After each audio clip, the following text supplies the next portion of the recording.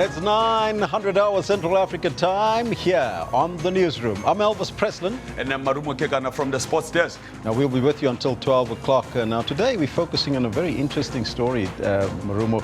We're looking at the decriminalization of sex work in South Africa. And the focus, of course, is on the poll. That's why we're putting up this poll. We'd like to check with you. Should sex work be decriminalized? That's the question we pose. And, of course, by now we have 174 votes. 48% saying yes. It must be decriminalized. 37% saying no. It's a neck-on-neck type of thing. So, and 15% say it's about time. Well, there so you are they going with a yes or the no? I assume they're going with a yes. Let's see what people's got to say about this. The first one here coming from Push Kim saying that only yesterday there were protests against prostitution. Hashtag Mamelodi, hashtag Rosettenville, etc. Calling it sex work doesn't change it from prostitution. Well, there you have it. Icona Nazo says decriminalized prostitution will help those who are doing it. But for me, as an African, it will be formalized, regulated slavery. Well, there's another take on that one. Slavery by who? Because these are people who are making a living for themselves. That's how they argue it. Maybe slavery by the pimps, so more pimps will have people to sell. I guess. Colin Ndelela saying that given the high rate of unemployment, it'll be a wise move as long as it's going to be done safely in accordance with the rules. Well, there you go, Collins. A very balanced view there because it can change the economy as well. Lachasa Butler Molo says sex work? No. They should not. They're going to do it in public if decriminalized. What does that mean, in public? Errol Klute saying that this trade will contribute to a radical economic transformation by paying tax and ensure they abide to healthy risk policies. Now, that's exactly what I said earlier. Economic transformation, that's radical, Errol. That's the type of views that we would like to get from you. You can keep them coming. Vote on the poll and let us know what's on your mind. But on the question today, we focus on the two men that are linked to the death of a 12-year-old boy at Kulini in the northwest in an alleged racial incident. Now, they will appear in court today. The men say the boy fell off the back of the bakkie, while they were taking him to the police station after he stole sunflowers on the farm. So we're asking you today, how do we root out racism in small dorpies and rural areas? That's the question. Let us know on the Twitter handle as well as on the Facebook page, but let's take a look at what you have to say about that. The first one coming from Jacob Puri saying that it's a problem. So I assume that racism in small dorpies, like you put it, it's a problem. That's what he's saying. Well, Avuyo says racism in rural areas doesn't even occur. Well, that's another take. So there's no racism, but I can tell you the people of Kulini, they feel exactly like that racism is definitely occurring in their town. So if you live in a rural dorpie, send us your comments. Let us know what's on your What qualifies to be a dorpie? Small dorpie, one horse town, one main street. Wally van Soek is one of them. That's your hometown, I know. No, that's one of the hometowns. We'll come back to some of your comments in a short while, but right now let's take a look at all your headlines.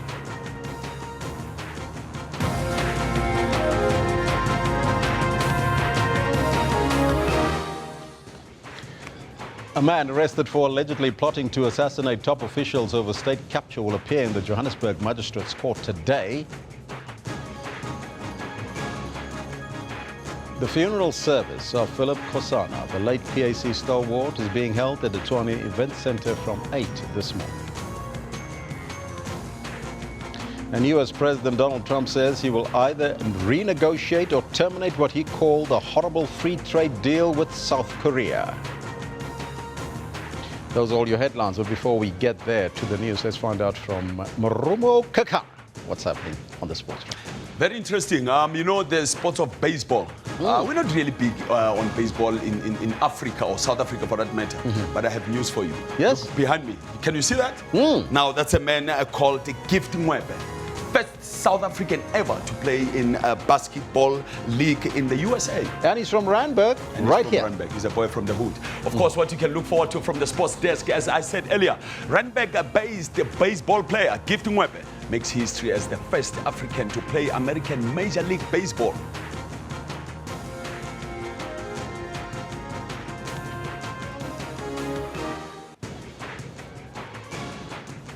Well done. gift. Stay with us. I'll give you this and other stories making headlines in the world of sports. But first, Elvis is standing by with news making headlines across the world.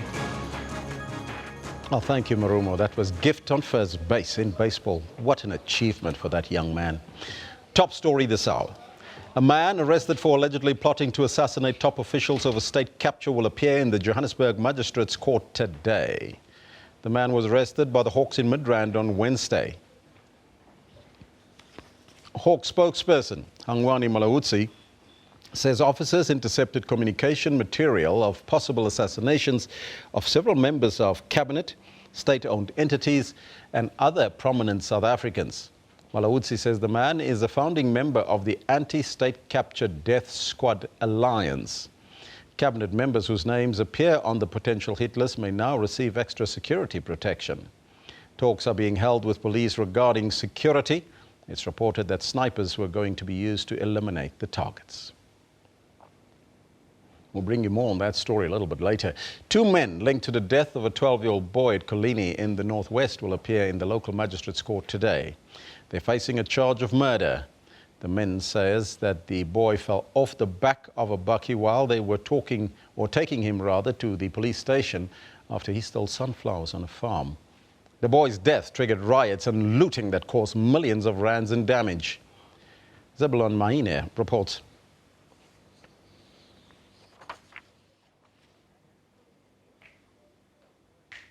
Well, the man is expected to appear in the Colini following the death of the 12-year-old unidentified boy. The incident sparked a widespread outrage and rampage where residents called on the police to arrest those who are responsible. Businesses were subsequently looted and vandalized while the N14 linked Ventersdorp and Lichtenburg was closed to traffic with rubble. A war ensued between the residents and police who used rubber bullets to control the crowd. Meanwhile, a community meeting is expected today, convened by the ANC-led municipality. 5 MECs have been deployed to the area to try and defuse the already volatile situation. President Jacob Zuma says the official provincial funeral for the former PAC leader, Philip Kosana, will be held in Pretoria today. Kosana died of cancer last week in Pretoria at the age of 80.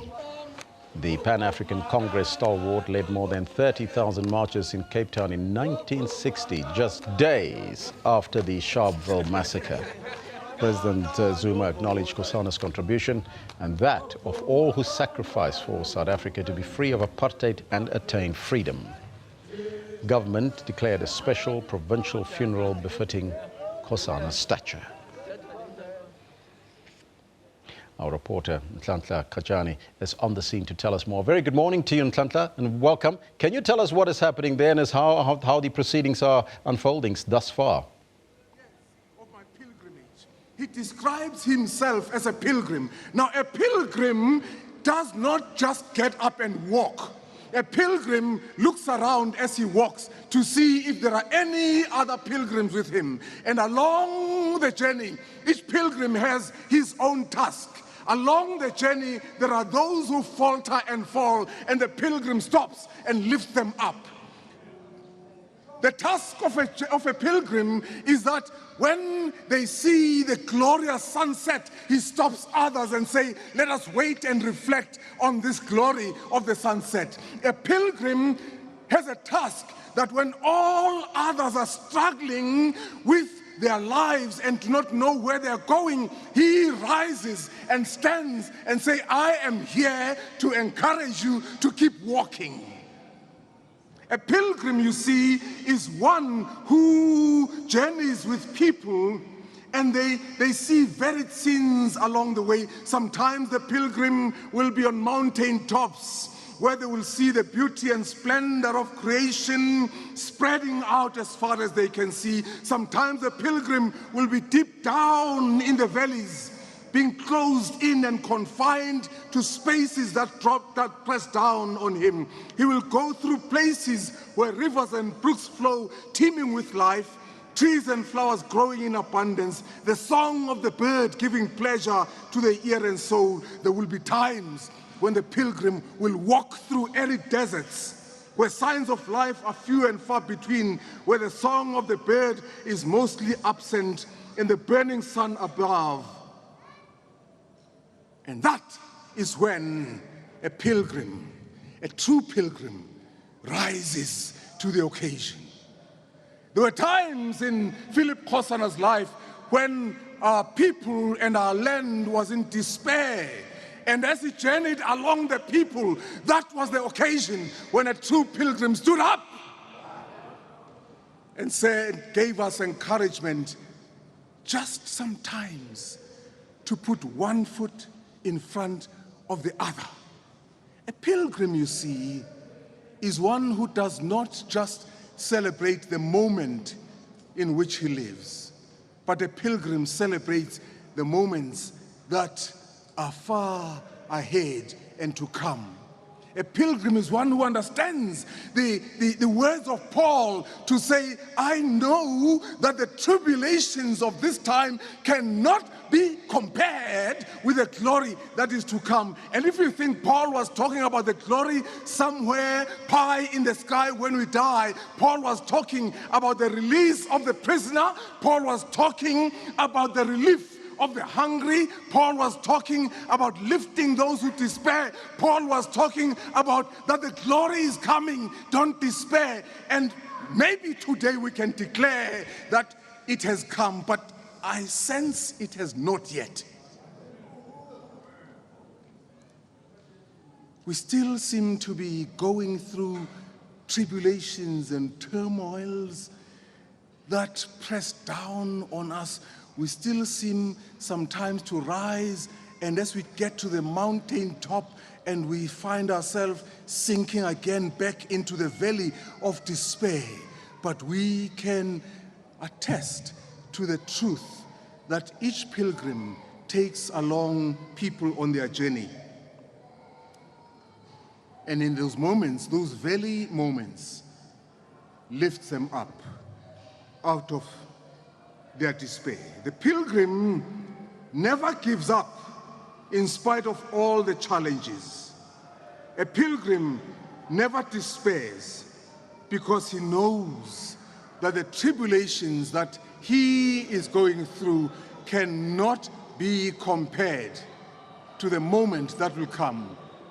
I think we've got to pause a little bit.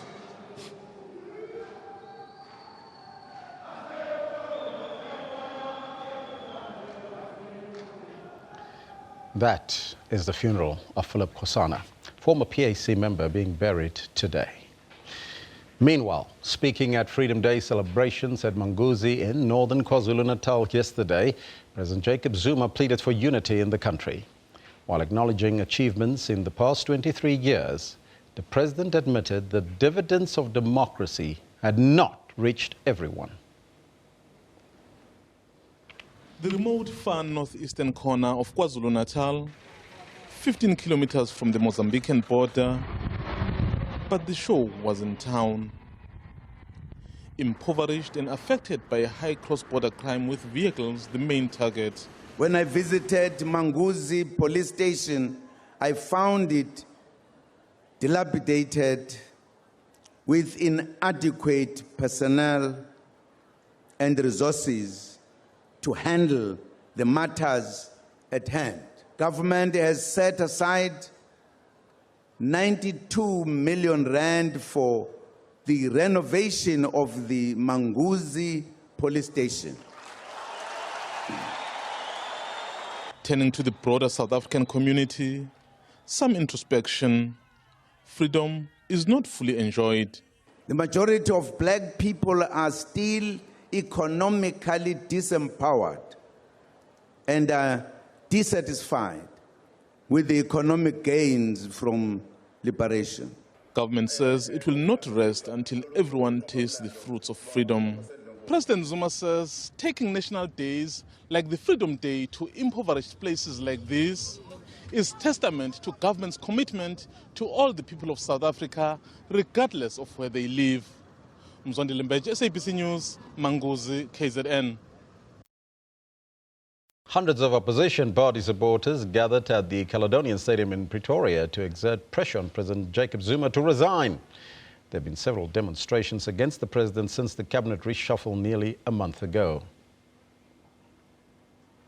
While South Africa celebrates Freedom Day, Some continue to bemoan the state of leadership under President Jacob Zuma. However, visibly absent at this rally were leaders who have previously led similar marches in this very same town. Albeit, the organizers of the freedom movement were set to the task at hand. Today is not only a day where we can say, okay, we had a nice gathering. We need stamina.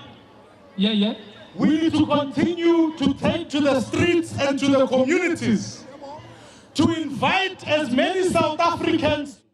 And they enjoy the support of those who were close to former President Nelson Mandela. When the motion is passed in Parliament, we want our leaders that we elected from our communities to do the right thing, to take our country forward. When that motion is being debated in Parliament, the freedom movement supporters will be marching outside the seat of power. With that date yet to be set, the opposition parties in Parliament will meet to start planning for a national convention. I have been assigned by the leaders of the opposition parties to establish a steering committee to drive this process. A meeting will take place on the 3rd of May, and the steering committee and it will also plan to expand the inclusion of the representatives of civil society. While all this is happening, the DA is running an online petition called No Confidence. The target, 1 million signatories. Aldrin Simpier, SABC News, Pretoria. Now, a man arrested for allegedly plotting to assassinate top officials over state capture will appear in the Johannesburg Magistrates Court today. The man was arrested by the Hawks in Midrand on Wednesday. We go now to Aldrin Simpier at the court. A very good morning to you, Aldrin, and can you tell us what's the latest there? Well, good morning, Elvis. We are still waiting for this matter to be placed on the court records. We went to the officials here at the Johannesburg Magistrates Court to ascertain the details around this matter, and we found out that the matter hasn't been placed on the court roll as yet, as it is a new case. But as soon as that matter is being placed on the roll, the proceedings will go ahead. Today is expected to be a short appearance, considering that it is the first appearance. We won't even get into details around bail. But however, though, the Hawks have indicated that when they get to that level of bail, they will be opposing the bail application should this suspect apply for bail. So we'll have to wait and see how exactly that unfolds. But, just looking at some of the reports that are coming through this morning around the list, some who say that they've had access to the list which has been leaked.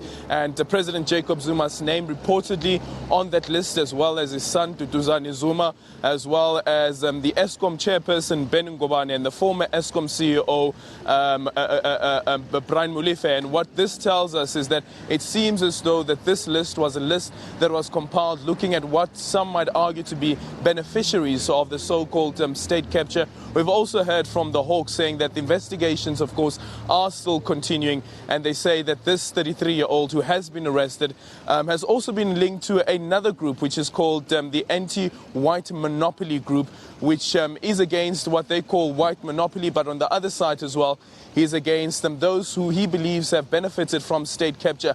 It's still unclear at this point whether this person was working alone, but the modus operandi of these dealings, or how he planned to carry out these assassinations, was that he was making appeals to various companies in the corporate sector, asking for funding, asking for donors to come through, and that's exactly how the Hawks actually arrested him in Midrand, when he was speaking to what he believed to be at the time donors, and actually, in actual fact, it was the Hawks who were undercover while making this investigation. At this point in time, Aldrin, do we know the identity of the assassin, or the would-be assassin? Well, the identity is still unknown. However, though, the Hawks did say that they will keep his identity unknown up until he appears in court. And of course, this is a normal criminal procedure. According to the Criminal Procedure Act, when a suspect is arrested, the details are not revealed up until there are some who argue or may feel that it is within the interest of the public that the name be revealed. However, though, the Hawks have been tight-lipped around who exactly this person is that they have arrested, and we'll have to wait and see when this person appears this morning here in front of a magistrate when the Hawks will be applying for the matter to be postponed for further investigation. A number of questions about this young man being arrested, and of course the links that he have to the anti-white monopoly capital as well as the anti-state capture death squad. Some are suggesting that this is social engineering. Your thoughts on this?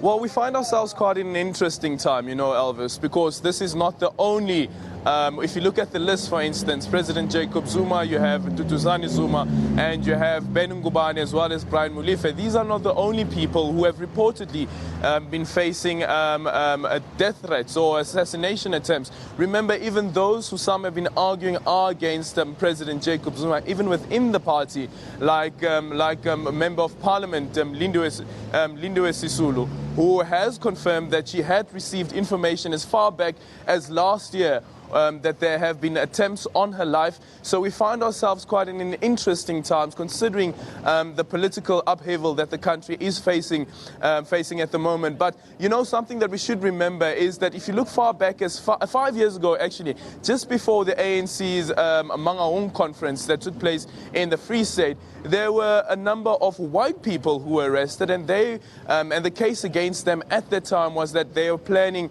to assassinate the President Jacob Zuma at that Mangaung conference that was taking place in the Free State. And of course, the Hawks managed to foil that attempt, and they appeared before the magistrates' court in the Free State, and they were arrested, of course. But one sees that when it comes to the elective conference of the ANC, some of these issues do come to the fore. It's quite a tense moment politically for the party, and considering that a lot is at stake, not only for the party but also for the country as a whole. Eldrin, thank you so much for that update. That's our reporter on the scene there, Eldrin Sampear. He'll give us an update on what is happening and transpiring out of court today. Meanwhile, former South African President Thabo Mbeki will today receive an honorary degree from Kenya's Dedan Kimathi University. A statement from the university says that Mbeki will be awarded a degree in human letters during the university's 6th convocation to be held this Friday. Now, the University Senate says in making this award, noted that His Excellency, throughout his life, has made enormous contributions to humanity. Mbeki has confirmed that he will be in Kenya to receive the honorary degree. The University Senate says that it specifically recognizes Mbeki's early age political consciousness, which led him, while still a teenager, to become politically active and to commit himself to the pursuit of freedom and justice, and subsequently his enormous contributions throughout his life to the liberation of the people of South Africa and the establishment of a democratic and non-racial South Africa. It further recognizes his work as the President of South Africa, honoring his creative contribution to transformation of Africa, and specifically his development and promotion of the African Renaissance and the establishment of new partnerships for Africa's development, NEPAD. University, which is named after Kenya's freedom fighter Dedan Kimathi, says in determining the award to Mbeki, there was also consideration of the shared attributes between South Africa and Kenya's liberation struggles. Kimathi was among the leaders of Kenya's Mau Mau movement, which led an armed struggle against the British colonialists in Kenya. University termed the African National Congress their adaptation of a military strategy through Mkhonto we Sizwe as an embodiment of the spirit of Kenya's Mau Mau liberation movement. Well done there, former President Thabo Mbeki. International news now. South Koreans Friday, that's today, expressed their concerns about the U.S. involvement in issues on the Korean Peninsula. That's one day before President Donald Trump marks his first 100 days in office. Now, the U.S. President Donald Trump told Reuters that he will either renegotiate or terminate what he called a horrible free trade deal with South Korea, and said Seoul should pay for a U.S. anti-missile system that he priced at $1 billion. The US military started the deployment of THAAD in early March, despite strong opposition from China, which says that the system's radar can be used to spy into its territory. The deployment has also prompted a North Korean warning of retaliation. Now, some say the two men with the baddest hairstyle in the world are trending. But let's take a look at what's trending on Twitter. We start with hashtag Freedom Day, as celebrations and reflections took place yesterday across the country. We remembered our struggle icons who fought for the freedom we now enjoy. Some political leaders told SABC last night that they do not recognize President Jacob Zuma. Then, hashtag Kolini. Protesters' efforts to gain attention for the 12-year-old boy who was killed were not in vain, as two suspects are expected to appear in a local court today. That's some of the pictures that's coming through from Kolini there, a vehicle on fire. But news on a lighter note, Gif Mwepe is making South Africa proud as he becomes the first African baseball player to make it into major leagues in the US. And he even got his first hit. Now, some interesting background about this young man and this great talent. His late mother was a domestic worker at the Randburg Mets Baseball Club and lived in the living quarters with her son. Some say it's 10 meters from the bathrooms and the field where they stayed. That's where Gift was introduced to the sport. Well done, Gift. Shows you, South Africa has got talent, don't we? And in case you missed some very interesting news from outer space this week, NASA's hashtag Cassini spacecraft has survived diving into Saturn's rings. The first of its kind, high-risk mission that was. However, this is the last image that the spacecraft took. It's of Saturn's atmosphere. It shows small storms and large vortex. And this image shows just how tiny Earth is really. Look at that. See that little spark there? That is where we are in relation to the larger universe. Wonderful picture there. Picture of the day, though, comes from IG, and Alan Oliver. And this one is captured that moment when a hero is born and we have the privilege of witnessing it. South Africa is smiling from ear to ear. Gift Mwepe. Well done. Now, a comment of the day comes from Misuli, who says, we must agree that races don't suffer from blackness or whiteness, but from their failure to appreciate brownness and pinkness. Hashtag Freedom Day. Let's now take a look at what's happening in the courts today, and we start off in the Northwest. That one of our stories where two men linked to the death of a 12-year-old boy at Kolini are expected to appear in the local magistrate's court today. Now, as you know, they're facing a charge of murder. The men say, though, that the boy fell off the back of the bakkie while they were taking him to the police station after he stole sunflowers on the farm. The boy's death triggered riots and looting that caused millions of rands in damage. Then on to Johannesburg. 23-year-old man was arrested in Midrand yesterday for allegedly planning to assassinate several ministers and other prominent South Africans in an anti-state of capture coup, is expected to appear in the Johannesburg Magistrates Court today. You just heard the report from our reporter there, Eldrin Sampier. And in Pretoria, two suspects arrested for the murder of a Pretoria lawyer are expected to appear in the Pretoria North Magistrates Court. The 46-year-old was shot and killed outside his workplace on Wednesday morning. A suspected getaway car and a firearm have been recovered. Now, these are some of the stories which we'll keep you updated as they develop. But you can also visit our Facebook page. We'll share some more of that with you a little bit later. We'll take a break for now. We'll be back right after that. Stay tuned.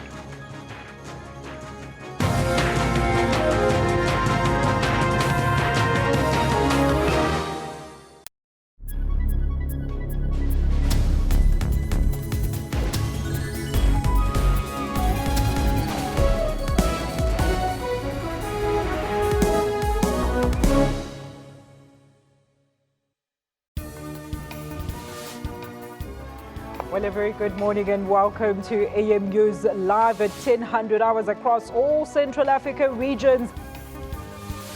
A fitting send-off for a revolutionary giant, a life dedicated in service of the people.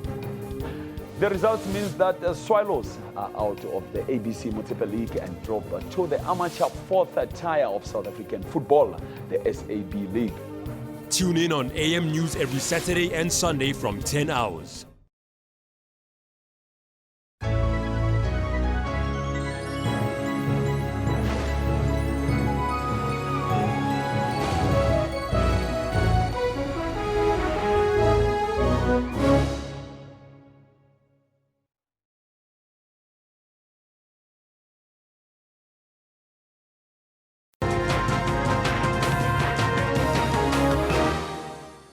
Now, South Africa may become the very first African country to decriminalize sex work. Now, if it does, it will be one of the handful of countries that have fully decriminalized sex work, including New Zealand and New South Wales in Australia, and the first African country to do so. Currently, only Senegal makes some provision for legal sex work and subjects it to regulation. For more on this debate, we are now joined in studio by Wits University Law Professor Kathy Albertine. Professor, very good morning to you and welcome. Thank you. Good morning.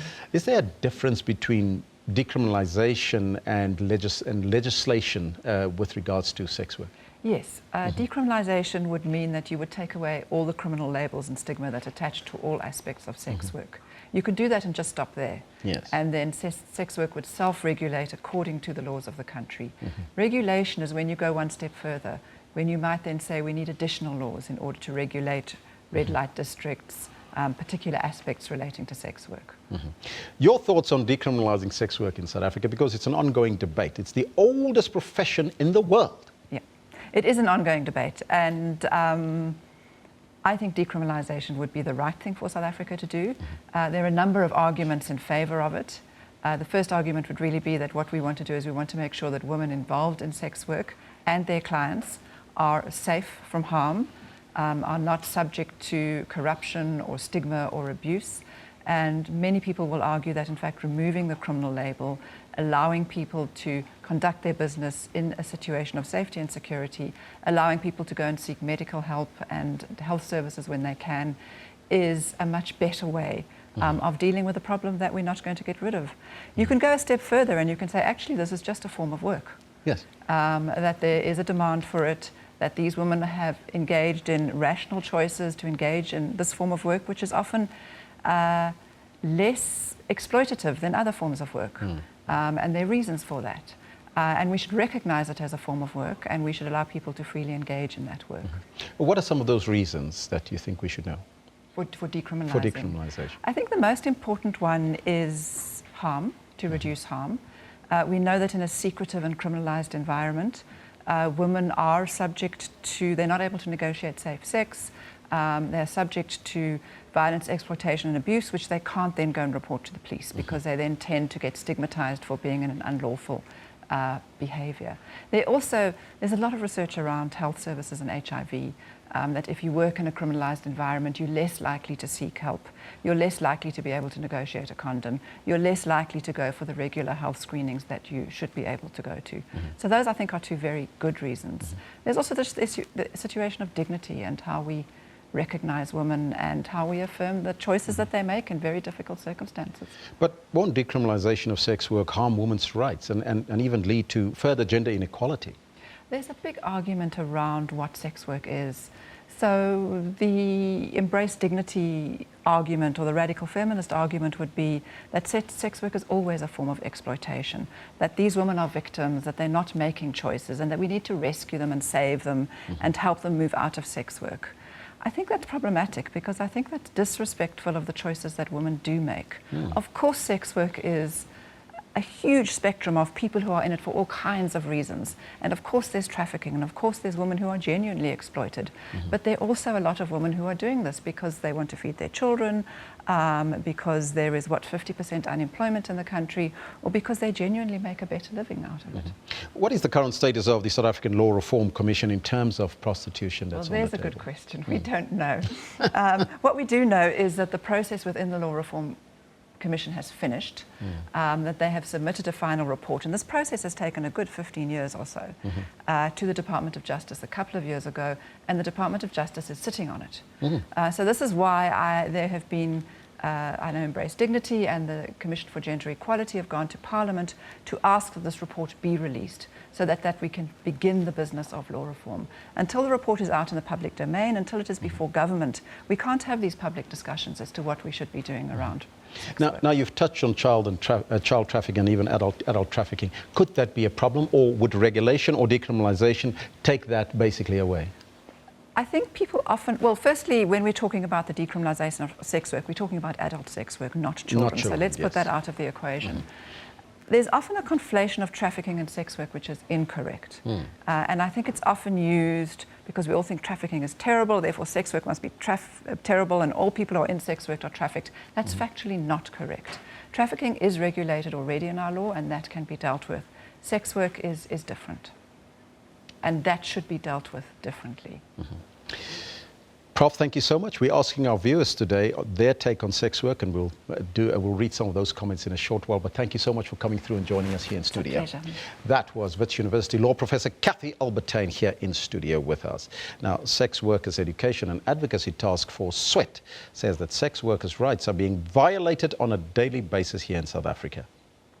SWET has been advocating for the decriminalisation of sex work for years now. In 2016, SWET, together with the Commission for Gender Equality and the South African Law Reform Commission, made presentations on the issue to the National Assembly. Now, for more on the story, we're joined from our Cape Town studios by SWET representative, Corley Buthelezi. A very good morning to you and welcome, Corley. Oh, my God. Corley, can you hear me? I'm not Corley. Not Corley. All right, let's just get that one correct. Let's see. Mickey, is that Mickey? Is that Mickey Maggie? Mickey? Yes, but okay. Yes, it's Mickey. It's Mickey. Yes, Mickey. Mickey, we had two guests. Sorry for the mix-up there, because we had two guests that's supposed to be in studio with us. So let's talk about the issue that you guys have got, because for years the South African society has been having the same fiery debates about sex work that have mobilized activists and pitted feminists against each other in the United States. But here in South Africa, it seems like we still have a problem with that. What's your take on decriminalization of sex work in South Africa? My take on decriminalization is that decriminalization will not actually benefit the women who are actually affected by the vast human rights violations from clients, from the police and from brothel owners, but that it will benefit the sex trade, meaning that it will benefit the pimps, the brothel owners and other third parties that are involved, but the women. Tell us about your organization and what you do, Mickey. Embrace Dignity is a feminist human rights organization that seeks to end prostitution with the view, of course, of not judging the women and saying what they are doing is wrong, but rather looking at the fact that prostitution is exploitation. It's sexual exploitation, as well as it is also inherently harmful. People might think of it today because there is a sense of agency and women want to earn a living and want to make a provision for their children. But what actually happens is that this is unsustainable. Now, you had a march on Wednesday. Talk to us about the march and the purpose of the march that was held. The march on Wednesday, we went to Parliament. We were calling on President Jacob Zuma, or rather the government, to actually ask the Minister of Justice to release the report, the final report from the South African Law Reform Commission that has recommendations that has been sitting on that desk for more than a year right now. We want to hear what the Human Rights Commission recommends that South Africa does as a way forward in dealing with issues regarding prostitution and what happens within prostitution and the system as well. We also were calling on the government, and as a short-term measure, to see to it that they deal with the arbitrary arrests that the women in prostitution are facing and the human rights violations, rather say police brutality, that the women are actually experiencing right now.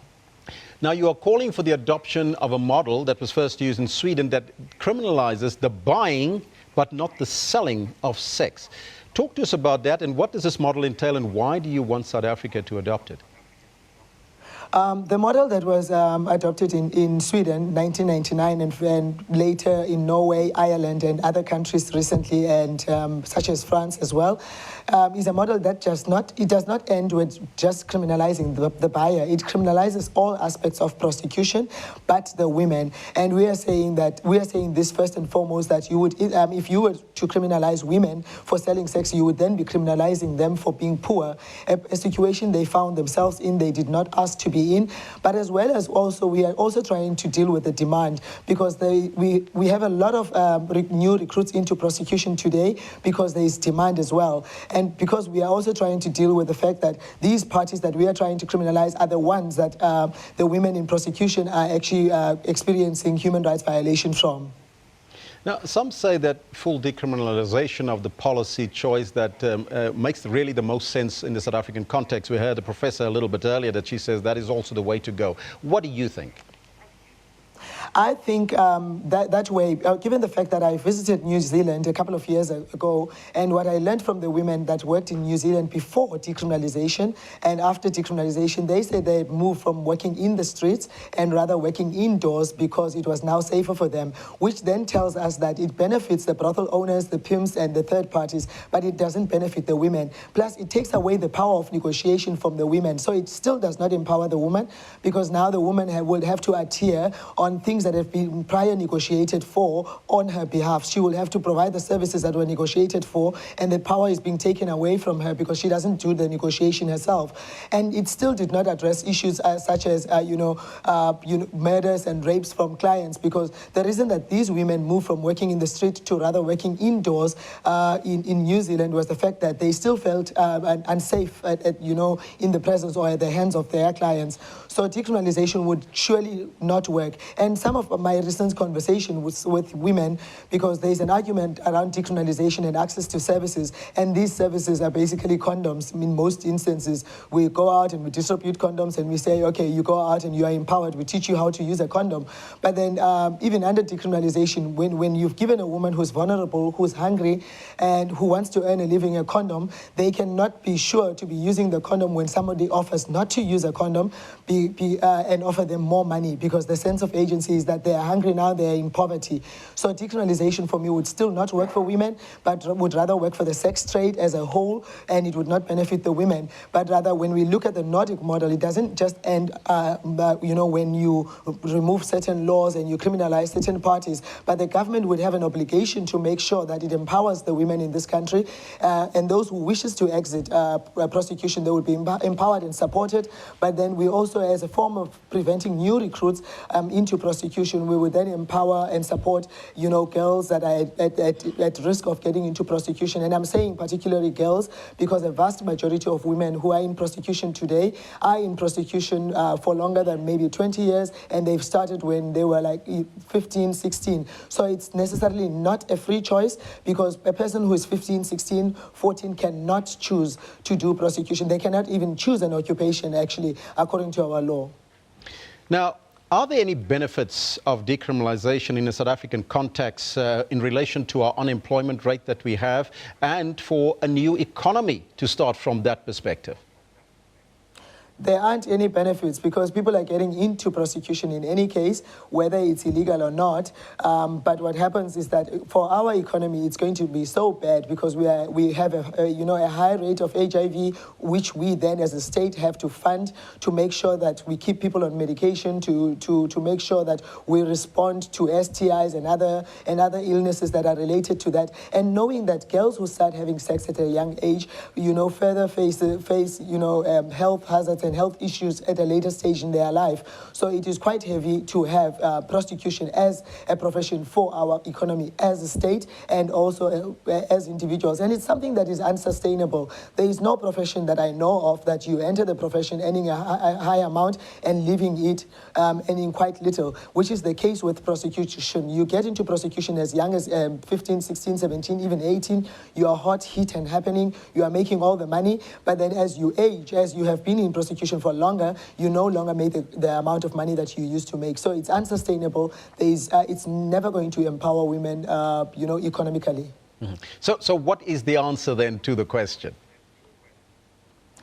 The question is that there aren't any benefits economically to the state, to South Africa.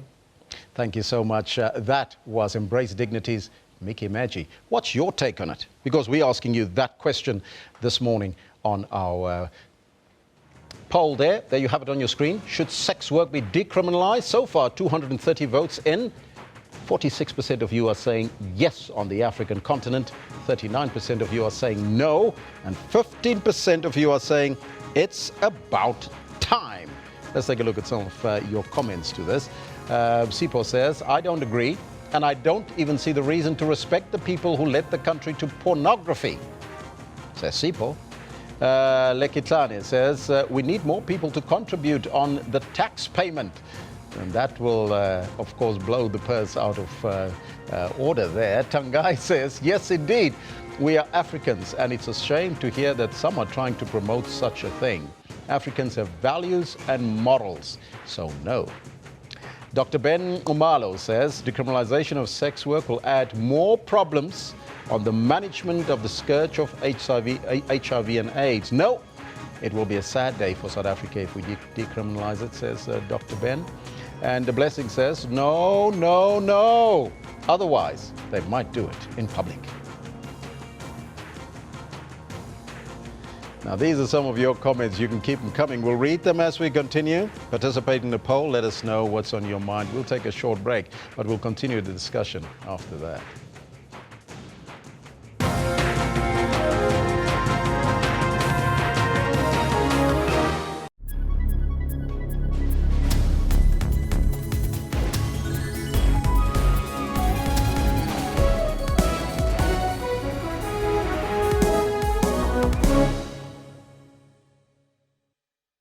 We do not just speak, we let every voice in our nation find full expression in language and in culture. We do not just teach, we empower all people with education. We do not just bring you the news, we place you where the news is happening. We do not just entertain, we take you on journeys. We do not just broadcast sport, we create an arena for sporting heroes to inspire you. Ours is not just a job, it's a calling to ensure that everyone in our nation is informed, educated, and entertained. We're able to do this because you do your part. SABC TV licenses, it's all made possible by you.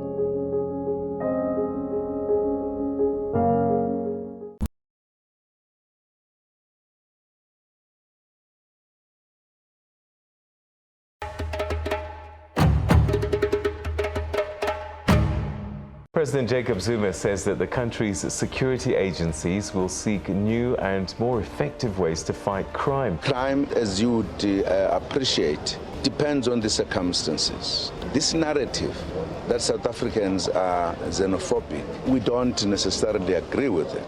This group of Bangladeshi shop owners ooze frustration. They've lost everything. I'm like totally destroyed.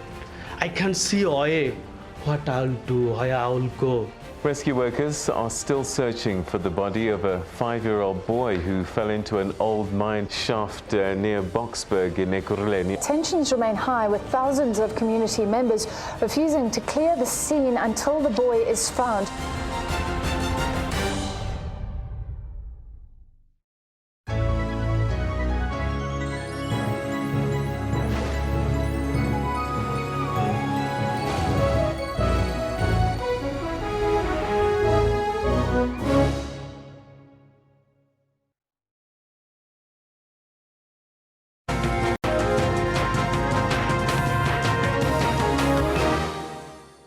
Abdullah Ibrahim and his band Dekaya, introduced by jazz vocalist Dorothy Masuka, accompanied by bassist Bakiti Kumalo, closed out Freedom Day commemorations and celebrations in the Big Apple, New York, last night.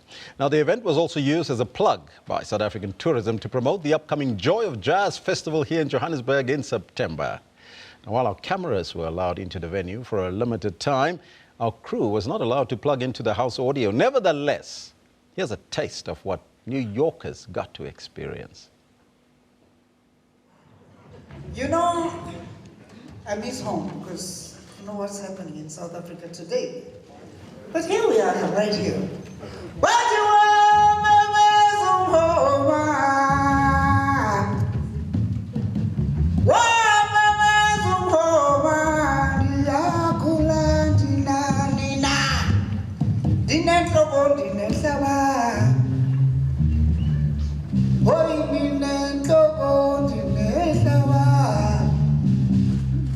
Music and dance has always kept us going. Even if you were not allowed to do this or that, or nobody can stop you, from singing. Just like Abdullah and Hugh actually did in those olden days. And for me, this is the kickstart of a radio station come along for the joy of jazz in South Africa in September. So we are saying to the Americans and the audience of the jazz radio station, you see, this is the legends are singing now. Go and see how music has evolved in South Africa with the younger people at the Joy of Jazz in Johannesburg. But what we do as well, we extend it's not only about jazz, we extend the trip for them to see other things, activities around South Africa. But it's all about the draw card is the jazz.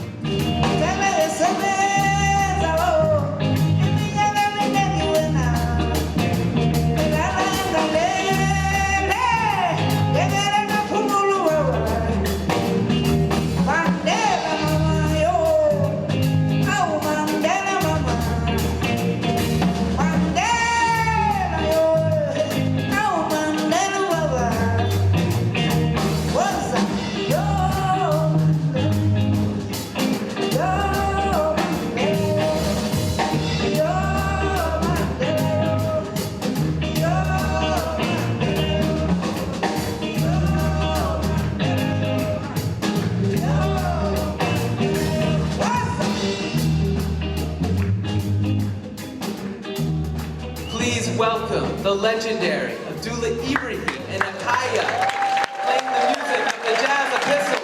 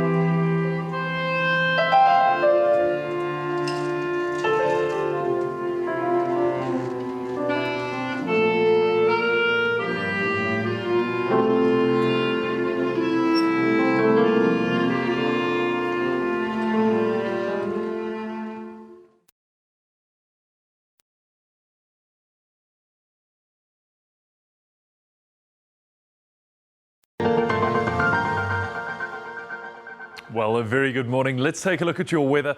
We start off in South Africa's eastern regions. Here we're seeing a little bit of cloud cover forecast for today. What we're also seeing, though, is just a little bit of rainfall. It takes place in the evening and it takes the form of just a little bit of evening drizzle along the eastern escarpment and parts of Mpumalanga as well as Limpopo. Now, for most of the rest of southern Africa, we're seeing just partly cloudy skies to mostly clear skies. Zimbabwe, Botswana should see a lot of sunshine for today. Just some higher level cloud cover over the area.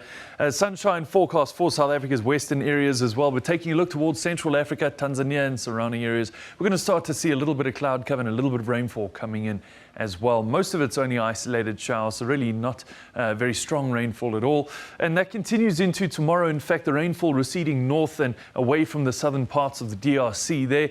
Into tomorrow, in terms of your rainfall for South Africa, well, we're expecting some rainfall to move in towards South Africa's northeastern interior. Again, Limpopo and Mpumalanga at this time, isolated showers for a larger area. Southern Zimbabwe might just get some, as well as southern Mozambique.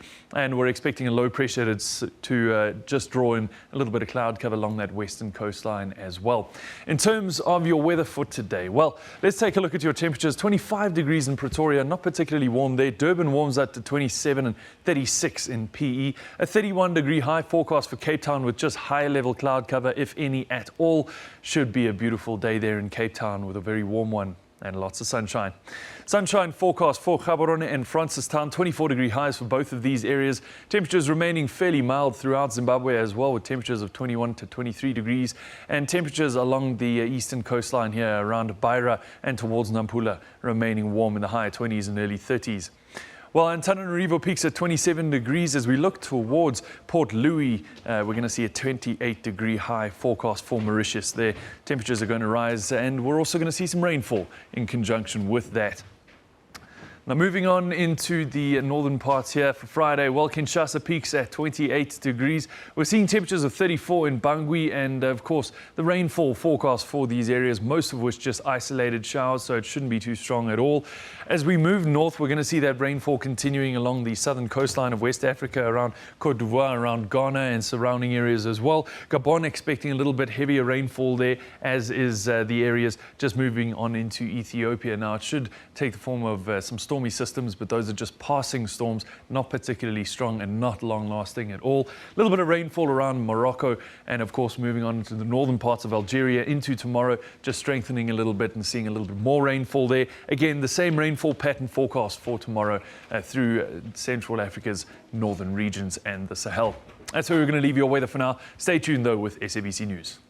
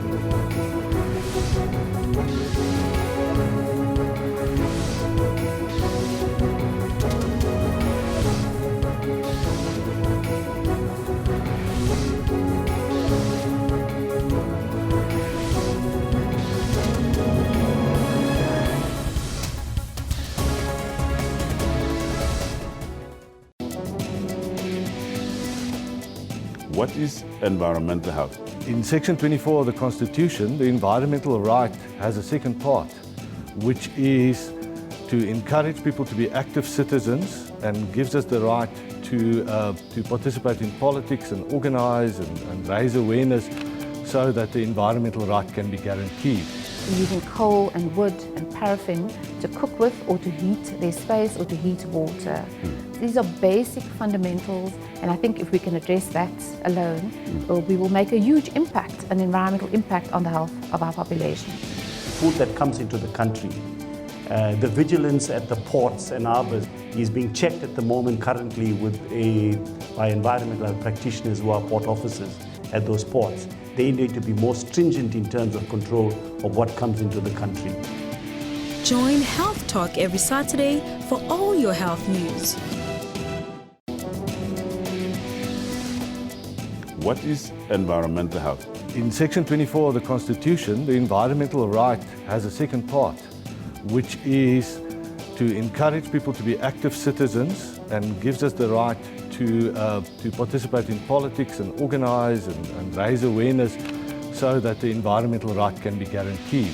Using coal and wood and paraffin to cook with or to heat their space or to heat water. These are basic fundamentals, and I think if we can address that alone, we will make a huge impact, an environmental impact on the health of our population. food that comes into the country. The vigilance at the ports and harbours is being checked at the moment currently by environmental practitioners who are port officers at those ports. They need to be more stringent in terms of control of what comes into the country. Join Health Talk every Saturday for all your health news. Well, a very good morning and welcome to AM News Live at 10:00 hours across all Central Africa regions. A fitting send-off for a revolutionary giant, a life dedicated in service of the people. The result means that the Swallows are out of the ABC Multiple League and drop to the amateur fourth tier of South African football, the SAB League. Tune in on AM News every Saturday and Sunday from 10 hours.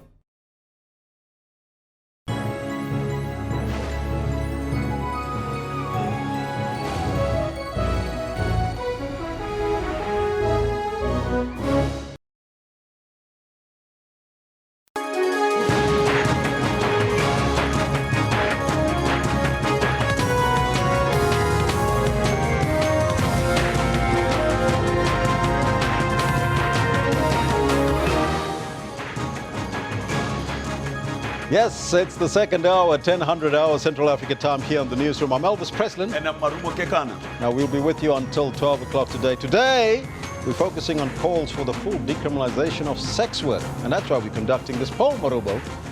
Of course, and the question we're asking is, should sex work be decriminalized? And of course, 242 votes coming in, and 47% saying yes, 30% saying no, 15% saying it's about time. Well, it's about time, but people also tweeting us on the subject, so let's see what Efron has got to say. He says, no, because those sex workers are trying to make a living. I don't see anything wrong with it. Well, there's a considered view there. And Jenny is saying that this will open the door to human trafficking even further here in SA, so we cannot afford to take on this fight as well. Dr. Prince Shaka says no. South Africa will become a modern-time Sodom and Gomorrah. Let's all stand together against decriminalization of sex work. Hashtag say no to sex work, says Dr. Prince. I think it's a very interesting question we're asking at the backdrop of Freedom Day yesterday, that yes. Are people free to choose what they want or not? And should they choose their profession? Should they choose whether their it's profession? the oldest one or the youngest profession? And being the first profession on this earth. Now, Kholo saying, what message are we sending to our kids? Making prostitution a career. Well, if you talk to the blessees, they would say decriminalize. Kholo says, it's like telling our daughters that if they don't go to school, they can always take prostitution as a career. Now that's another view there from Kholo. These are some of your comments. You can keep them coming. You can also vote on the poll and let us know what's on your mind. But on the question of the day, on issues that's burning at the heart, two men linked to the death of a 12-year-old boy at Colini in Northwest in an alleged racial incident will appear in the local magistrate's court today. The men say that the boy fell off the bakkie while they were taking him to the police station after he stole sunflowers on a farm. So that's why we're asking the question, how do we root out racism in small dorpies and rural areas? And the first tweet here coming from Mama Dimo, saying that by taking those farms that make white people feel invincible and arrogant. Mama Dimo. Samkelo says perpetrators are well placed to answer this question. Well, I think they are appearing. The two are appearing. They're appearing in court today. So, well, yes. Probably we'll get the answers as the court proceedings proceed. Tangai Sengere is saying that it happens mostly in big cities. In rural areas, they stay in harmony. But if it occurs, it must be discouraged. Well, that's another take there. The other idea is that it happens more in small dorpies and rural areas than in big cities, where people are sort of more in touch with each other. Chinazo says tougher action against action must be taken against perpetrators who have backward thinking with dirty minds. They need a harsher punishment, says Icona. And Boiti Bankos is saying that as long as a minority still own those parts of lands, we won't be able, soon as the land is shared and the majority move in, racism will fall. There you have it. These are some of your comments. You can keep them coming. We'll read them as we continue. But right now, let's take a look at your news headlines.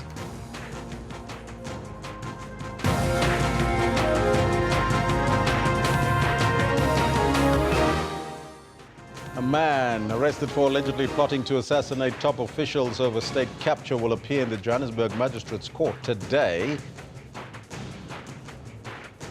The funeral service of Philip Khosana, the late PAC stalwart, is being held at the Tshwane Event Centre on this morning.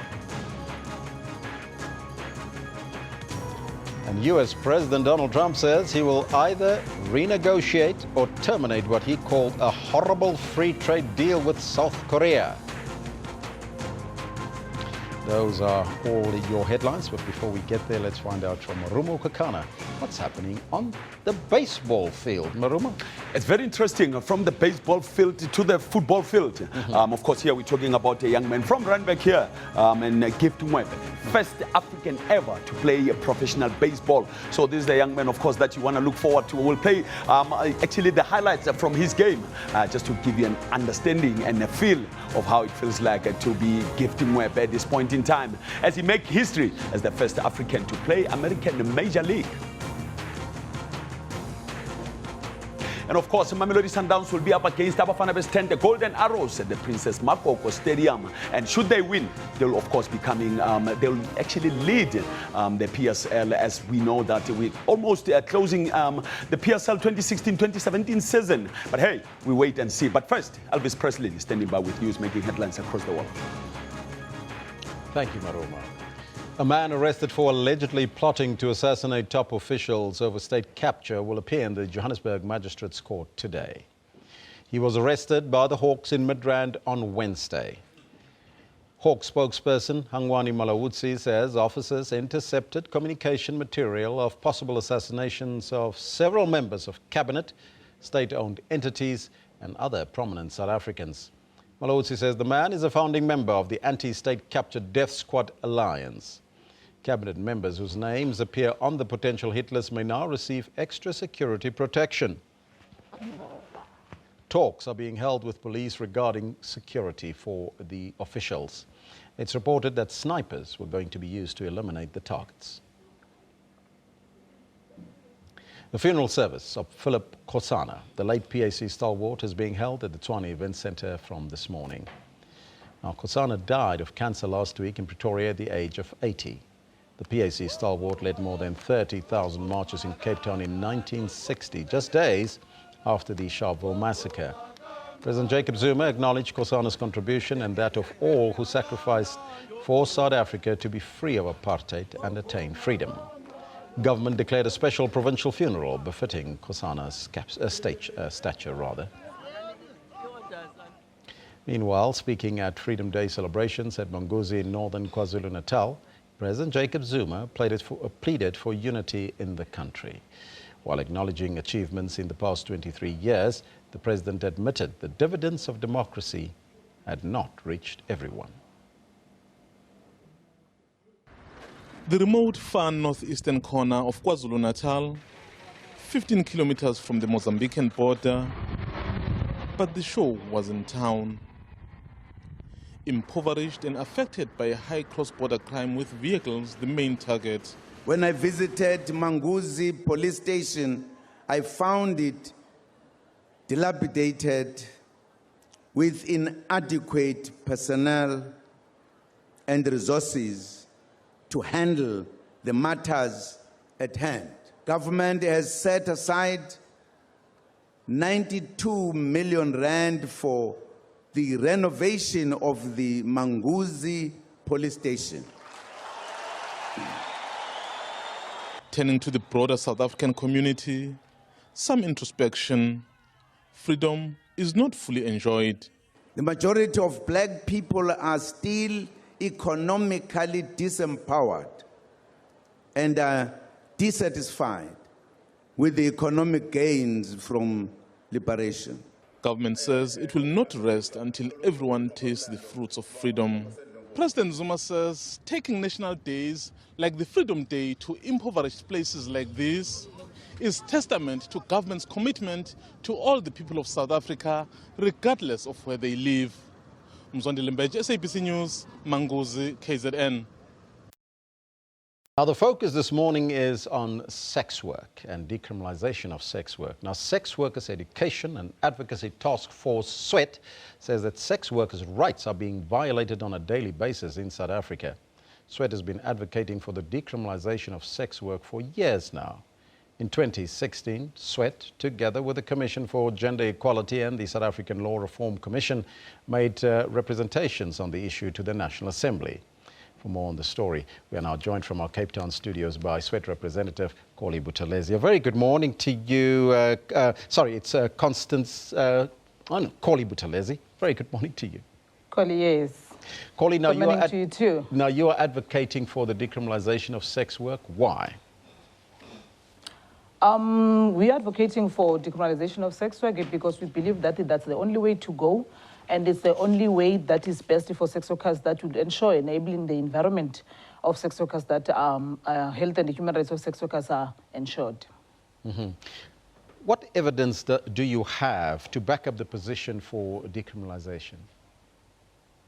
There are some research that has been done, and we also engaging with sex workers. We work with the sex workers that self-identify themselves as sex workers.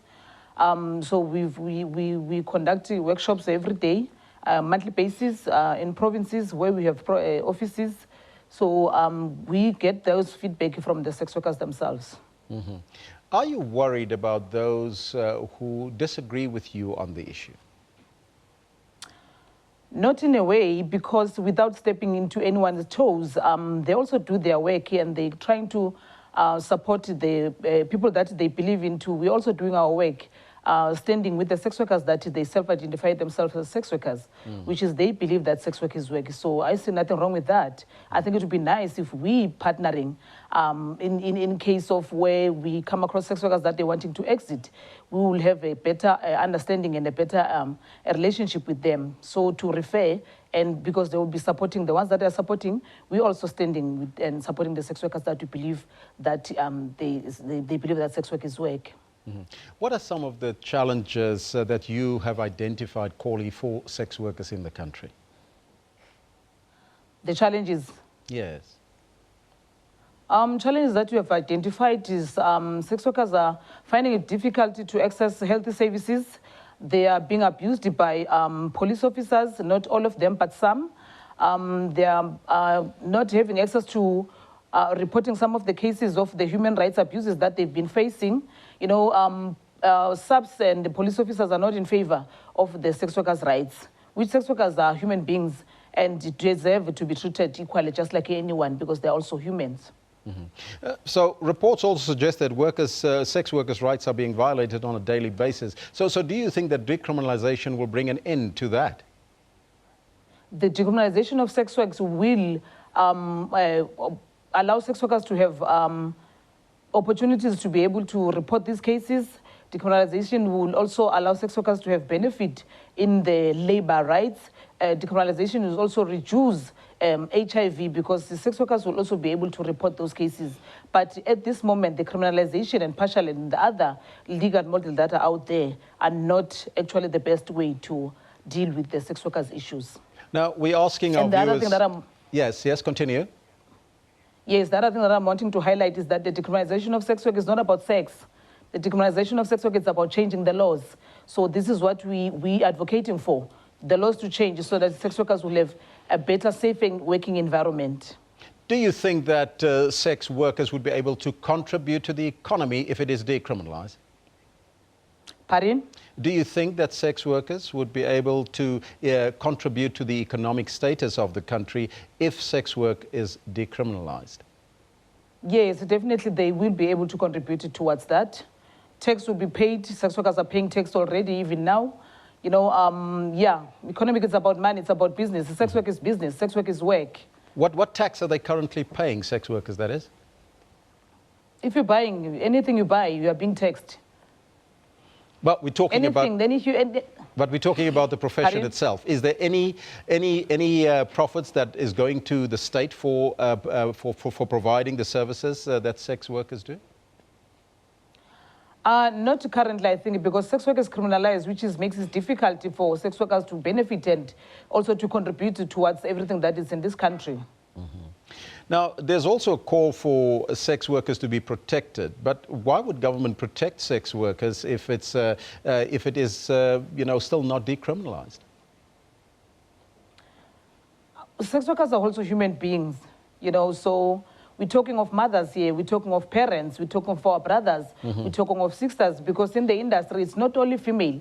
People tend to think that in the sex work industry, it's only female. It's not only female. There's a transgender sex workers, there's a male sex workers, there are female sex workers, which is, we believe that regardless of the work that they do, they still should be protected according to the Constitution of South Africa. Now, everyone is equal. Yes. Now, Corley, what next for Sweat? What are some of the proposals that's currently on the table? What next? We continue pushing, we continue approaching the right channels and knocking into some of the doors where we think that we'll be assisted for making sure that the sex workers and the voice of sex workers is heard. And there's a movement, we also making sure that we educating sex workers regardless of what they do. It is important that they do know that they have their rights, because sex work is work. That's what we believe in. And decriminalization is the only way to try to remove all those punitive laws that are criminalizing sex work. And in conclusion, Corley, what will happen if decriminalization doesn't work for us as it has in other countries? I think in some countries it has worked. For an example, in New Zealand and some part of the Australia, it has worked. For an example, in New Zealand, there's some laws that are put in there for policy for condom use, which the research has proven that. So if we, as South African, we've got our own unique way to do things. If we can adopt that, we believe that there will be some changes, but we're not going to stop even if sex work will not be decriminalized, because sex work is there. It's been criminalized for more than 50 years. I was not even born. So sex work is here to stay. So those are things that we're trying to do, that the government has to acknowledge that the sex work is here. So let's try to make a better enabling environment where sex workers would be able to work freely and not being fear of being arrested and harassed by so-called police officers that they're supposed to be protecting their rights. I thank you so much for your time, Corley Buthelezi. She's a representative from Sweat, joining us in our Cape Town studio. Thank you. So what's your thoughts on this? Because we are conducting that poll to find out from you, what do you make of all of this? Let's see where the numbers stand. And a little bit later in the program, we'll speak to SAFTU's General Secretary, Mrs. Zwelinzima Vavi, on the issue of workers in general. And we'll ask him about sex work. What are their thoughts on that? And should sex work be decriminalized? That's what we're asking you today. On the poll today, we have 242 votes in.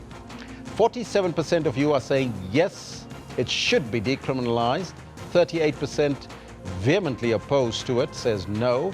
15% say it's about time that sex work should be decriminalized. But you're also tweeting us on the matter. Let me see what you have got to say about that on this tweet. In fact, we haven't updated some of the tweets. Or do we have? No tweets, no? We'll come back to some of those comments and we'll read them a little bit later. So stay tuned. Right now, Abdullah Ibrahim and his band Ikaya, introduced by jazz vocalist Dorothy Masuka, accompanied by bassist Bakiti Kumalo, closed out Freedom Day commemorations and celebrations in New York last night. Now, the event was also used as a plug by South African tourism to promote the upcoming Joy of Jazz Festival in Johannesburg in September. While our cameras were allowed into the venue for only a limited time, our crew was not allowed to plug into the house audio. Nevertheless, here's a taste of what New Yorkers got to experience. I miss home because you know what's happening in South Africa today. But here we are, right here. But you are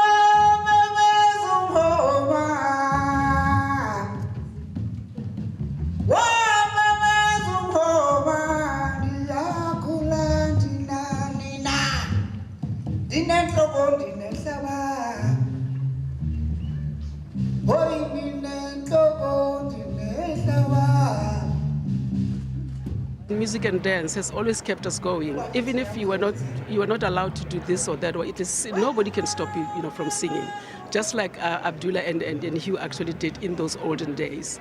And for me, this is the kickstart of a radio station come along for the Joy of Jazz in South Africa in September. So we are saying to the Americans and the audience of the jazz radio station, You see, this is the legends are singing now. Go and see how music has evolved in South Africa with the younger people at the Joy of Jazz in Johannesburg. But what we do as well, we extend it's not only about jazz. We extend the trip for them to see other things, activities around South Africa. But it's all about the draw card is the jazz.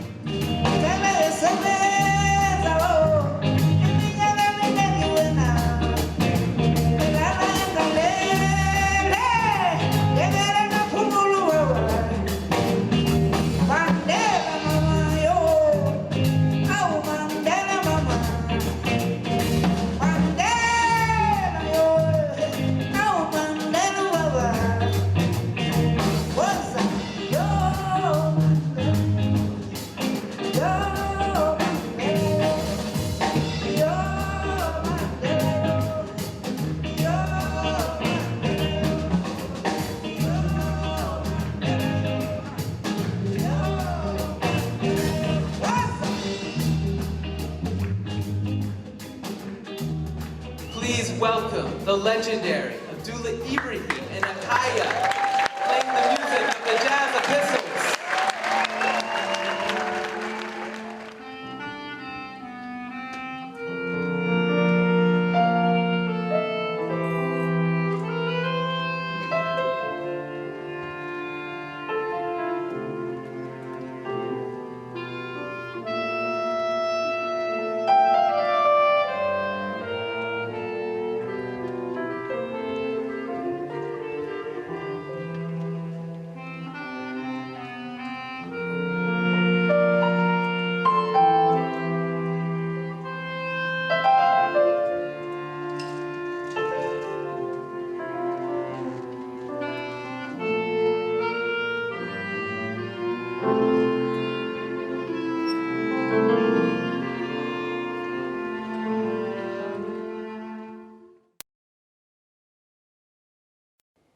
On that beautiful musical note, we now cross live to the funeral service of Mr. Philip Khosana. He's the late PAC stalwart, and that's being held at the Tshwane Event Center from this morning. Let's go there live. Khosana at the head of the game, yes, South Africa, led us there. He was already known and loved by all independent states. So we were invited there. We could not be in that conference as official delegates, but we were given status of observers. So we attended the heads of states there in Lagos in 1963, and we were given status of observers. We participated in that conference led by Khosana. If I remember very well, there were more than 20 PAC members there. At the end of that conference, it was thought that we should go to Ethiopia. Again, as an outcome between Philip Khosana and Emperor Haile Selassie. He said, come, let's go to Ethiopia and we will start planning there. At the end of the meeting of the heads of states in Lagos, Emperor Haile Selassie invited us and volunteered.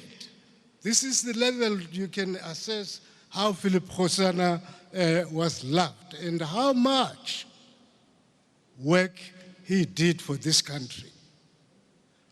We went on Emperor Haile Selassie's personal aeroplane. He said, get on, let's go to Addis Ababa. This man, Khosana, was a restless fighter, sometimes took decisions alone. Sometimes would call us and say, let us do this and that. The first thing when we got to Addis Ababa was that he had taken a decision that we should go to military training. Some of us had to go to schools, universities, to seek education in higher learning. You know what he chose? He chose to go and study the art of war.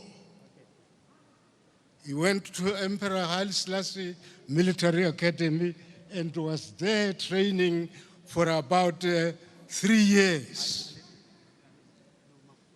When he finished there, after the 3 years, he went to a nearby flying school and was there for 6 months, learning how to fly jet fighters, the aeroplanes of war. He trained for 6 months there and then finished and went for academic. He was everything, that man. He went to the University of Haile Selassie and learned economics there. He was now a soldier. He was also a flying squad member. He went to the University of Haile Selassie and did 3 years degree in economics. When he finished there, he then started making a family. After marrying a beautiful lady who is here, he decided to go and practice the art of war in Angola. When he was in the military academy, there were 3 cadets from Angola who were studying the art of guerrilla warfare. They agreed that South Africa and Angola will work and fight together. The strategy was that we first free Angola as a base, so that we were going to confront the government of Mabuno Apa, and we will be based in Angola, a free Angola, and so on. So he was a restless mind, ever planning, ever making plans, and not being afraid of taking leadership when it called for that. After the Angola issue, Philip decided he was going to go to school. Knowledge is one thing that he respected. He was going to school this time not to study war, but to study the art of government, administration. And indeed, he did that. He went to Uganda, entered Makerere University to learn public administration. When he finished that, he decided to put what he learned in public administration to practice it. He went to the United Nations and became a member of the public administration there. What now do we have in Philip? What do we have in Philip? What did we not have in Advocacy? We had everything. When he got ill here and eventually was unable to defeat that illness and passed away, I lamented what this country, South Africa, had lost in the death of this man. What the world as a whole had lost in this man? And what have we learned or not learned from the man? Today, we are here together to say bye-bye, comrade. In particular, myself, I say bye-bye, my friend. You have fought and fought a good fight, which South Africa has failed. I must say this. South Africa has failed to utilize that might, that intelligence, that brilliance of a man. We are here today to say bye-bye. What have we got from him materially? How did we use the man to get the maximum that he could have given us? It's done, Africa. We have lost in that man. We have lost the fighter, the teacher. He is everything. Many of you who spoke here have been trying to classify him, whether he was a teacher, a soldier, or a farmer. He was everything, a brilliant young mind. I want to say for myself, that we have lost, and there's nothing we can do. I just say goodbye, my friend. You have fought a good fight. You have fought a good fight. Those who wished they must have learned a lot from him. Israel, Africa.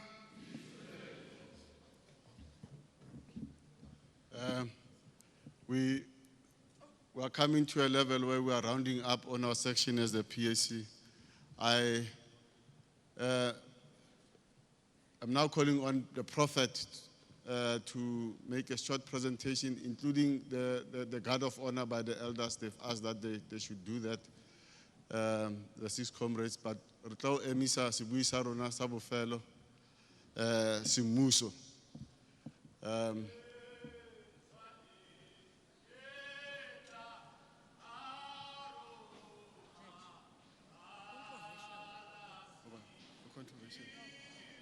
Controversial.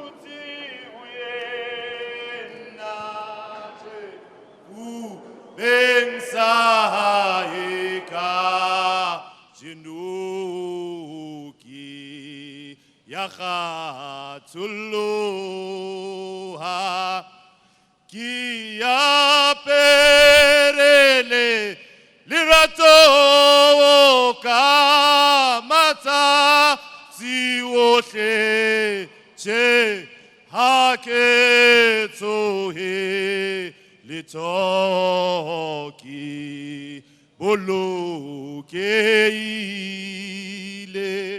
genanate aungenanate awumsindisi ngenanate ongenanate baba genanate awumsindisi ngenanate baba wona mandla owasenawo thina awumsindisi ngena nathi ongena nathi baba ngena nathi awumsindisi ngena nathi ba re ditumediso go modimo le badimo go botlhe bagolo ba setšhaba a tlotlo le ditebogo di lebiswe go mafika bana ba mmalokhuno borra motsholatebe. Brothers and sisters, mothers and fathers, to all the children of my people, I'm here today to request the order of the universe to shine amongst you, beloved. Bare khobokanang batlhabani ba mathoko otlhe piladiwa ya lwela naga ke yona thotobolo a itsane ba gaeno ba khutsitse rile go utlwa pitso tsa lona tsa maruping thupo ya lona ya borupo ja bakgatla e ba kgatlhile le sang go ikaega ka diteme tsa gabe le go nna lona le balotso la ga Kaine. Now heaven has defied all myths by gathering thunder with a clash of oblivion, and the mighty waters of grace fell out of the face of man. We were at will. We saw the first light closer to our birth, with our eyes floating in murky waters, sounding songs of time that began. We stayed at will to cry, seeking the return to our first birth. Now, hence these tears to fill the cup and quench the thirst of unredeemed eternity, and the magic story shall be heard in the orchestra, longing for freedom. Timitsame di khabagantse mafoko, pelo e feditse morero wa yone, thapelo tsa me di khutlile, nna ke tshwanetse go gopola ditoro tsa me.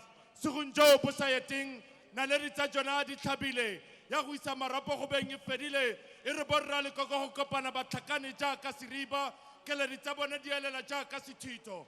Mahube a siruloga, ba buela maruping jaaka muana. Tataela keledi tsa temi tsa me di khabagantse mafoko, pelo e feditse morero wa yone, thapelo tsa me di khutlile. Now, sons and daughters of the soil, you go on and take her in those night visions. Go on and take her in those night visions. Because in those night visions, they spoke words. They spoke words undefined, words untold. And they continue to write upon the long lost pages of history. Day and night, we hear them as they speak words. Now, labor, bafeto tsepelo ya me go nna lufika. Fa le moya wa me kwa bolenja gauta le taimane. Mo magetlang banka pesitse kobo. Kobo e ga sa borena khotsone ya bogotsi.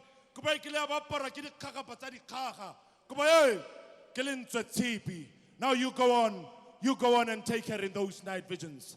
High moral, high discipline, Africa.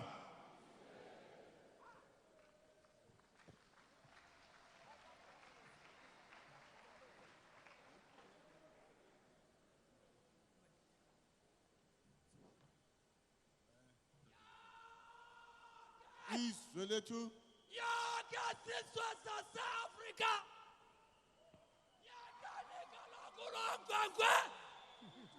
Yakane kaloku jonga khosana. Kaloku madoda stata ngophanko. Kaloku ngwa phakwa ngumntu bheke. Dithathu Safania. Dithatha ngokhwahla ka-June 16. Dithatha ngakwa madoda ke yakhuhlana. Nasabukwa kaloku. Isizwe sase-Afrika madoda. Masivume kaloku. Yimbudane ubholokoko. Itsuma-tsumane. Ehasanya. Kwalizwa madoda. Kaloku madoda umntu ubheke uyithethile loo nto. Kamde karhola ihlahla. Ekhunqa. Egonene noDiklaki. Kuloo khodesa. Kaloku madoda. Imbambano yayingumhlaba. Imbambano kuloo khodesa yayingumhlaba. Imbambano kuloo khodesa yayi-education. Imbambano kuloo khodesa yayingabasebenzi. Imbambano kuloo khodesa yayi-culture se-Afrika. Zonke ezo zinto madoda. Namhlanje kungubhukulukucu. Kungenxa into yoba abantwana bayifumana i-education. Ii-graduates zabantwana besi sizwe. Sisuke sifakwe ku-credit bureau. Kaloku ndiyekeni kaloku asivuma madoda umntu engarhusane. Ngaba bazamile baluwisa ibhasi. Kodwa sathi siyalithatha elizwe. Kanti sisithathela abaseNdiya. Kanti sithathela iGuptas. Inkululeko yethu madoda Yekeni kaloku madoda. Yekeni kaloku. Afila madoda. Alela madoda. Alalo mtaka sobukwe. Balelo osabelo phama. Nditsho noKhrisani bathi nxa bethu luxolo. Kanti iintshukumo ze-enemy zona sinaxolo. Sasuka zababulala. Yonke loo nto loo zili namhlanje bencoma i-communism, bencoma i-colonialism. Kungenxa yoba kaloku zange kwanyanisekwa ngumntu ongungqowankulu, zange wanyanisekwa umcinezeli, zange wanyanisekwa umntu owatye i-apartheid. Yonke loo nto ndithi kaloku izizwe zaseAfrika mazazi yonke inkqubo kaxaka namhlanje kungenxa yoyibhuda kwiCodesa. Wayibhuda mntakaMandela ngokuthi umhlaba uthi hayi awuhoyanga. Wayibhuda mntakaMandela ngothi education mayehluka kubini.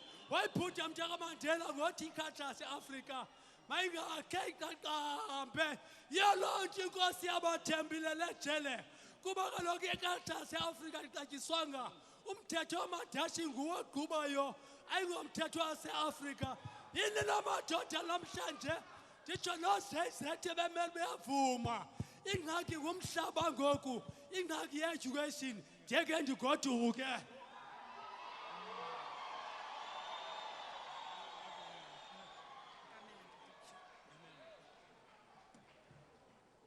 Izwelethu,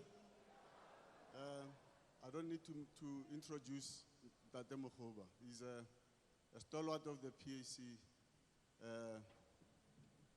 the fourth president of the PAC as well. And he's going to address us. That's Aramufendi Tsebe. Izwelethu. Izwelethu. Africa. Africa.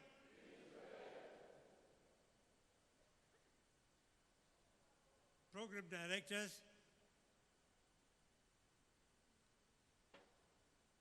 the representatives of state and province,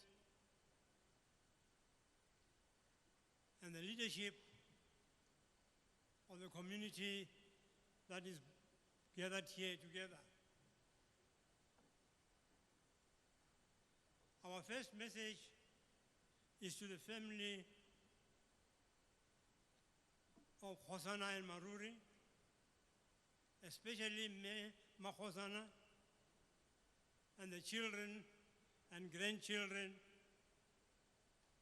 We say heartfelt sympathy to you. Your loss is our loss. Since we received the news, we have been with you in spirit and prayer.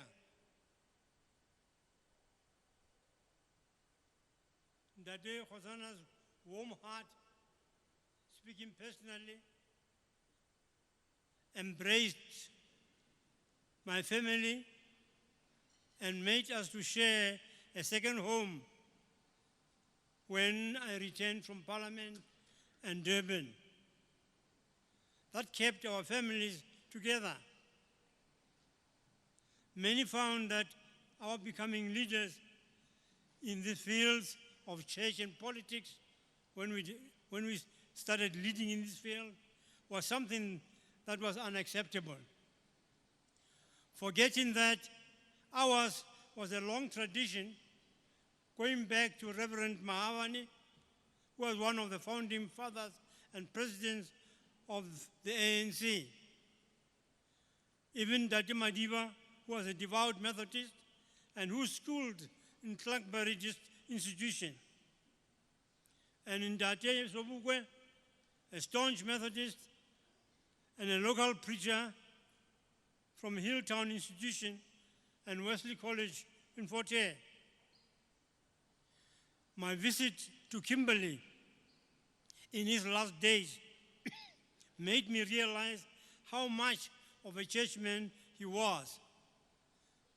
The people there showed me the chair where he used to sit every Sunday.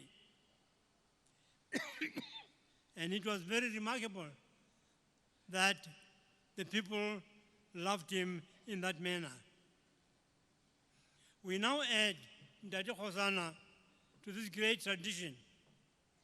He joined the ministry of our church as deacon and successfully completed the required courses. He was due to be ordained as minister in the church at our church conference this year. I should also add to this list myself, because when I joined the ministry from retirement of the leadership of the church, there was a big hullabaloo and concern about mixing of religion and politics. Many did not know that I received the call to ministry when I was ANC stalwart Philip Kosana, his funeral currently underway. We now cross to Pretoria, where the Minister of Communications, Ayanda Dlodlo, is briefing the media on the outcomes of the cabinet meeting held on the 26th of April 2017. Let's go live. A world unification title, which means that he is now able to challenge for world titles at 4 world major boxing associations: the World Boxing Council, the World Boxing Association, and the International Boxing Federation. Cabinet also joins President Jacob Zuma in sending condolences to the family and friends of legendary boxing mentor and trainer Nick Durant, who was known for his ability to produce champion boxers and for taking young boys out of streets and making champions out of them. Appointments. All appointments are subject to verification of qualifications and the relevant clearance. Presidential appointments of members of the National Consumer Tribunal effective from the date of the relevant presidential minute. Professor Joseph Mandal Maseko, who will be the executive chairperson. Ms. Laura Best will be the deputy chairperson. Mr. Lulama Andisa Potwana, full-time member. Ms. Penelope N. Beck, part-time member. Advocate Hope Fiona Neo Sipoti is a part-time member. Ms. Diane Renette Derblanche, part-time member. Nomfundo Maseti, part-time member. Ms. Malehu Margaret Dezingomo, part-time member. Professor Clayton Bonke Dumisa, part-time member. Professor Tanya N. Walker, part-time member. Professor Kasturi Mudalia, part-time member. Dr. Maria Claudina Dutoy, part-time member. Mr. Tolela Christopher May, part-time member. Mr. Fungai Kumbulani Sibanda, part-time member. Mr. Lihlohonolo Laki Rabutapi, part-time member. Mr. Trevor Albert Bailey, part-time member. Advocate Franz Kholela Manamela, part-time member. Appointment of non-executive members to the board of Armaments Corporation of South Africa, Limited, ARMSCO. Vice Admiral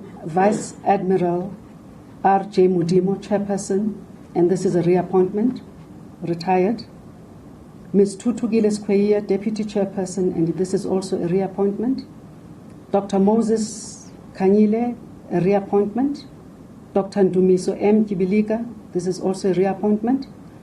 Mr. Raymond Mlungwana Vokwana, a reappointment. Advocate Virginia Lee Delahunt, a reappointment.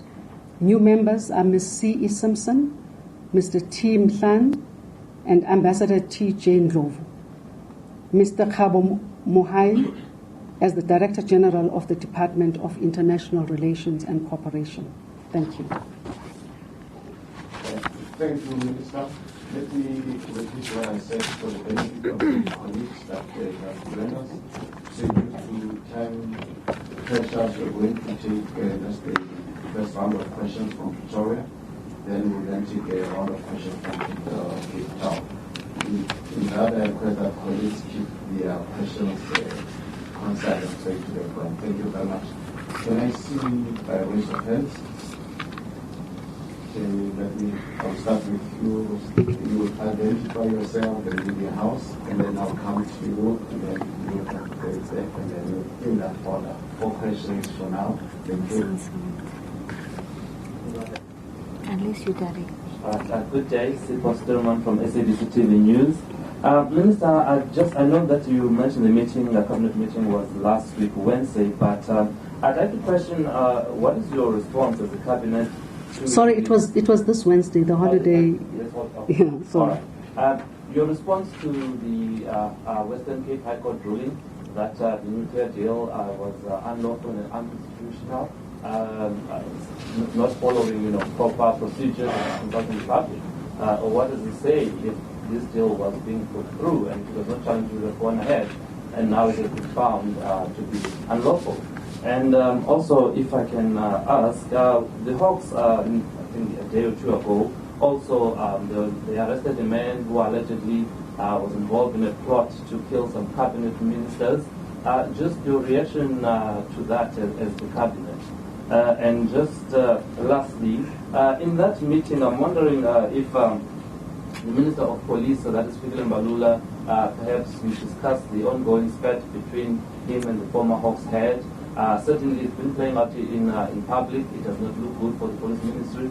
So did the cabinet have a chance to go over that? Thank you. Thank you. Statement, today is Friday. You covered it. Thank you very much. Next. Good morning, Minister. I think my question is in line with what my colleague has just asked. But if you can highlight us... Can you start with that part that we agreed on? Identify yourself. Sorry, sir. Sifiso Mahlangu, ANM7.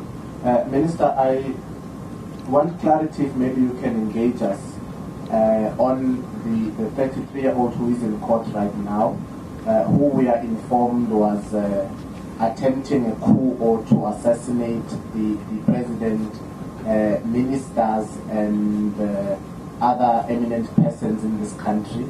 If you can highlight us on what the Hawks know, if you are aware, how you came to knowledge of this attempt of assassination, and if there have been other attempts at government ministers' lives. We are aware that Ms. Lindiwe Sisulu's life has been threatened. If there is a threat against some ministers' lives. Thank you. Thank you, Siso. Your turn. Bianca Zolmai from Power FM. Mine was covered, just if Cabinet discussed the situation at the Hawks in general in Jamaica at the moment, and whether you are concerned about what is going on. Thank you, colleagues. We'll give over to the Minister, and from there on we'll come to Cape Town. Thank you, Minister. Thank you very much. None of the questions asked relate to the Cabinet briefing. Cabinet did not discuss any of these matters. The Hawks and the Minister for Police, I think he is handling the issue. There are labor relations matters here, and I am not at liberty to discuss what it is that the Minister of Police and General Temeza have agreed upon. I think Minister did have a press conference to discuss this matter, and that's all that I know about it. On the arrest of a man by the Hawks on coup attempt assassination, I only read about that in the newspapers. That too was not discussed in the Cabinet. So I cannot give a view of my reading of what is in the newspapers, but I would give you something that I know. I think what we would need to do is to ensure that as the process unfolds of investigation, that information is made available if it does not jeopardize the investigation itself. On the Western Cape High Court ruling, and a statement was issued by the Minister of Energy, who said that she is still going through the judgment, and she would then take it from there. We would have then to hear from the Minister once that process has unfolded, and she will then either issue another statement to that effect or engage the parties that are engaged in this matter. Again, this matter was not discussed in Cabinet. Sorry, sir. With respect to this. Sorry, is it a follow-up question? I think I'm still sharing. If there is a follow-up question, you indicate, and then I'll allow the floor to that. let me first check. I'll come back to you. Thanks. Minister, do you want to take a follow-up question on something that was not discussed at Cabinet?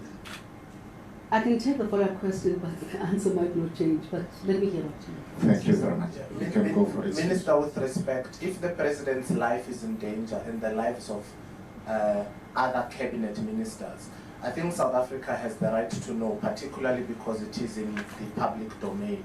I understand, as you say, that it was never discussed in Cabinet, but I think as the Minister of Communications, you've got to say something to the nation, because this news is rampant. And if there is a young person out there who is in court today, who is attempting a coup against this nation, I think South Africa deserves to know if their president is in danger, if the ministers in our cabinet are in danger, and if we should be concerned that there is a coup being plotted against our government. I think we deserve an answer for that. I think you're correct. The nation does deserve information if that actually is the fact. The people that have been arrested are appearing in court today, if I'm not mistaken. I do not know beyond that what the case actually is about, except for what I read in the newspapers. And I can assure you that if there is such an attempt, the president would have been briefed by the ministers responsible, including for investigation and information gathering, but also including the fact that this case is only being brought to court today, and I can suspect it's a bail hearing today more than it is anything. So it was not discussed in cabinet, and I think information as sensitive as that and as fresh as that would not be discussed in cabinet immediately, but the briefing would be given to the president by the relevant ministers. Thank you, colleagues. Is it still on this one? Colleagues, maybe let me indicate that we will be distributing, if you have already not yet received the cabinet statement, so that to respect the request I made of the time, and the minister has indicated that certain issues were not discussed at cabinet, and I think she has clarified on that matter. I'm not sure still what I might add is, once information is available, it will be shared with me. But right now, this is still so very fresh. There is no information that has been shared with me, I said. On that note, thank you, Minister. Cape Town? Yes, we'll start with Linda. Good morning, Minister. Linda Imsworth from President's Day. This was the first cabinet meeting, I understand then, that after the credit ratings downgrade. Did cabinet arrive at a collective view on the event and how South Africa will continue going forward? Did the President address in any way the criticisms that had been made of the cabinet reshuffle by several of his ministers? Did he make any chastisements or discuss the need for a collective approach? And thirdly, you cite a number of investment indicators, foreign investment indicators into South Africa. All of those happened before the credit ratings downgrade. Why did you feel the need to fill us up on this outdated information? Thank you. Number two. Okay, there doesn't seem to be more questions. Oh, number two, please. Hi, Minister. Paul Herman from News 24. I have two questions as well that I'm not sure was addressed in the cabinet briefing, but I hope it was at least discussed, if not recorded in the minutes, because there are issues of national importance. The first has got to do with the public broadcaster. I believe that a potential bailout has been reported, and that between Treasury and your ministry you've been discussing the possibilities around that. Is there any update you can give towards the public over the financial constraints of the broadcaster as well as the employees? How much longer does it, how much more finances does it have to hold over for the next couple of months? And my second question has got to do with reports of new renovations at the President's homestead.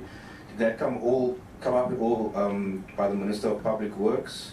We believe that the report at least suggested that new renovations are on the go and that nothing is unlawful and by companies that aren't blacklisted. Has this been mentioned at all, given the public attention that has been paid to this issue before? Thank you. That seems to be it. Pretoria, over to you. Thank you, Lizette. We'll give over to the Minister. May I also appeal to colleagues? I understand there are many issues that colleagues might want to ask the Minister and so on, but however, the purpose of the press briefing was for the Minister to present a cabinet statement. So I'll just plead that you bear with us, that some of these questions might not mean that we are doing justice to them. However, I think you would agree with me that they might belong to another platform. Minister, thank you. On the reshuffling, Cabinet welcomed the new ministers and it ended at that.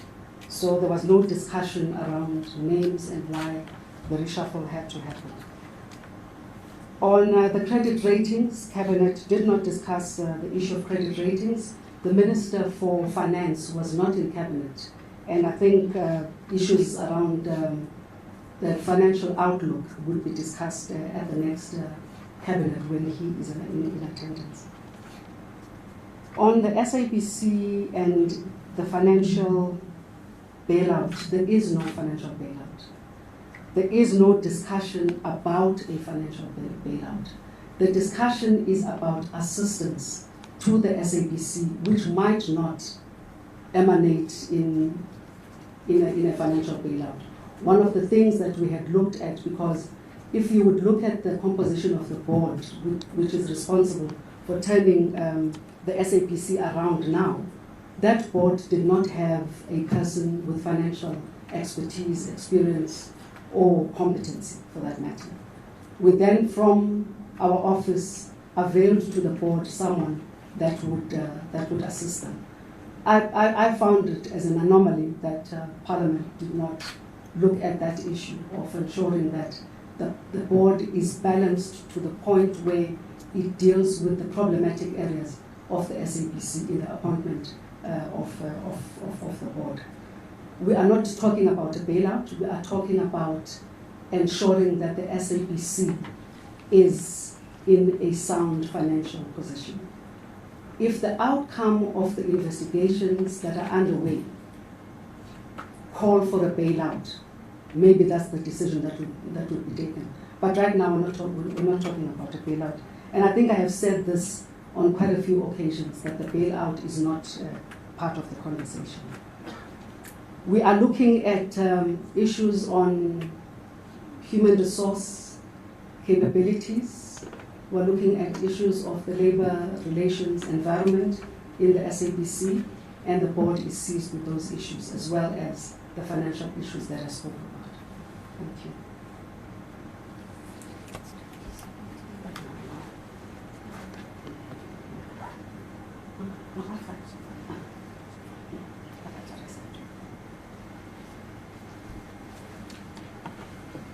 Minister, thank you very much for the response, and colleagues will make sure that we avail the statement to you.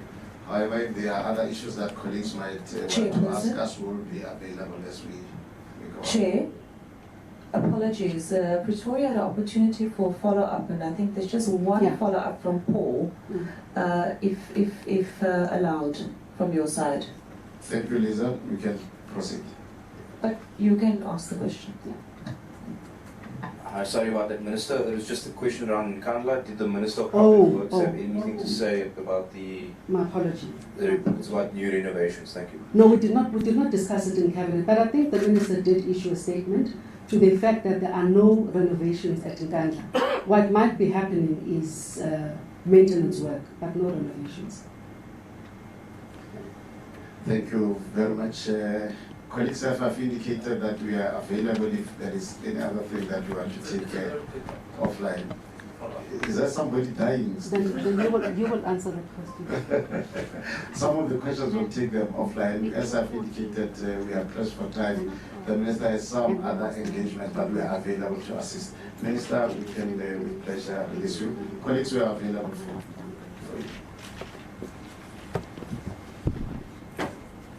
Thank you very much. Thank you.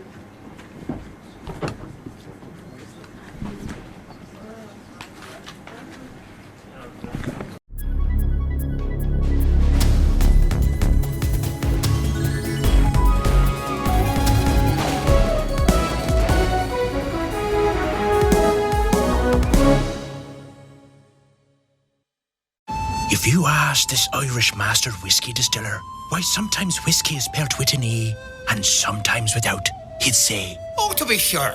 You're fair so good, look. It's the whole thing. They're a back and get off in the whiskey without the E. Yeah, didn't catch that. But if you asked us the difference, we'd tell you that every whiskey from around the world is spelled without the E, except for Irish and American whiskies. Cheers. Tops at Spa. Good whiskey, good advice, no Irish accents. A top 5 rated horse racing event in the world, fashion is a highlight for those in attendance. All decked out in blue and white, the Lomorians Queen Plate is the premier event that kicked off everyone's social calendar. That it was all part of my master plan to cast John Legend, but deprive him of his normal instrument and give that one to Ryan. The House of Truth is not just a name. It is a religion.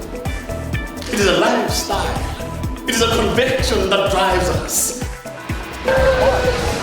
What really excites me is how people have kept it very simple and also played with the theme, and how each person has interpreted it in their own way.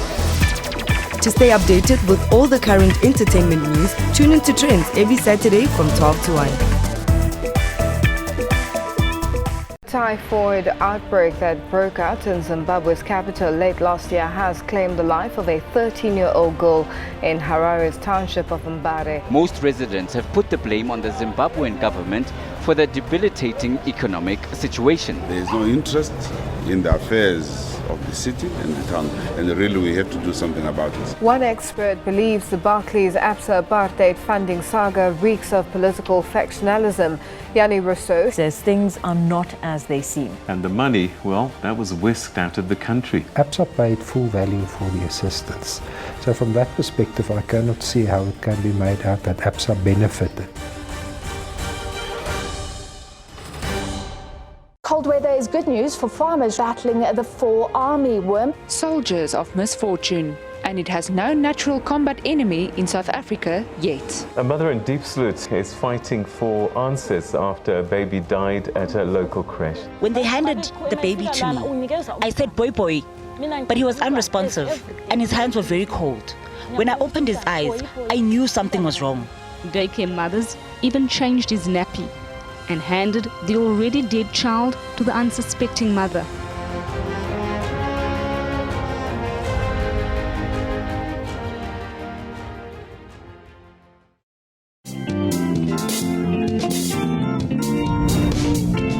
I came there and then wanted to sing with them, and then they said, no, you are too young to sing with us. Then I got angry that day. That's when the Dr. Malinga was born. I don't want to say poor because of now we are not poor. That means God wanted to give us whatever He gave me today.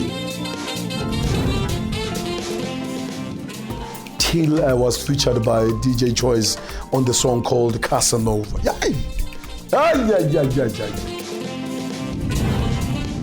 Signed with Kalawa Jasmine via Orlando. Many songs. Then Dr. Malinga this, Dr. Malinga that. Then I was in.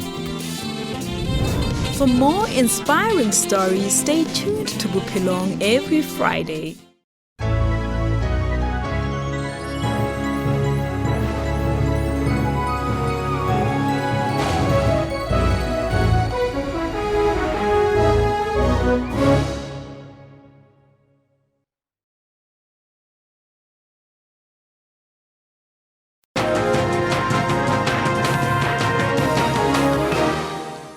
Welcome back to the final hour.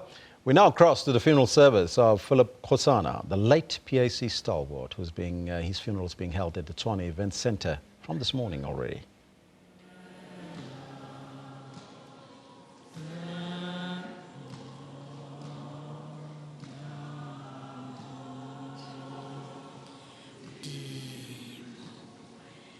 Thank you very much. Siyabonga kakhulu choir. We'll now invite Chaplain Mashiane, Lieutenant Colonel Khosana to come and officially declare the official funeral in accordance to the laws and the legislations, and then they will also drape the coffin with the South African flag. May we all stand.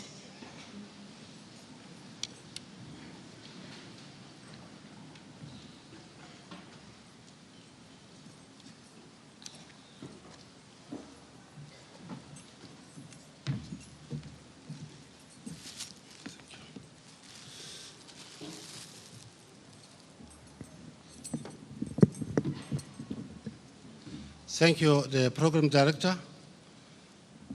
On behalf of the Provincial Commissioner of the South African Police Service, Gauteng, I'm now going to request Lieutenant Colonel Skosana to come forward and declare the official funeral.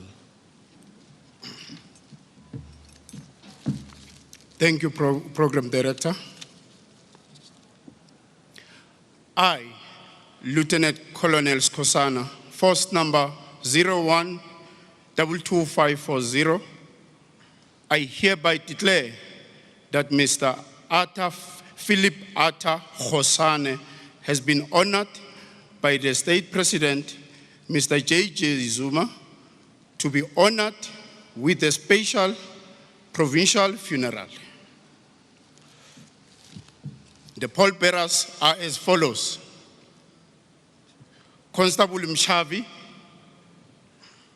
Constable Sbukhodi, Constable Tiso, Constable Zwari, Constable Pengu, Constable Schabo, Constable Butelezi, Constable Zakwe, and Constable Zakwe, compiled by Captain Liata. Thank you, Provincial. Thank you. I'm now going to request the Colonel Mkise with the colleagues to come and drap the coffin while the brass band will be rendering an item.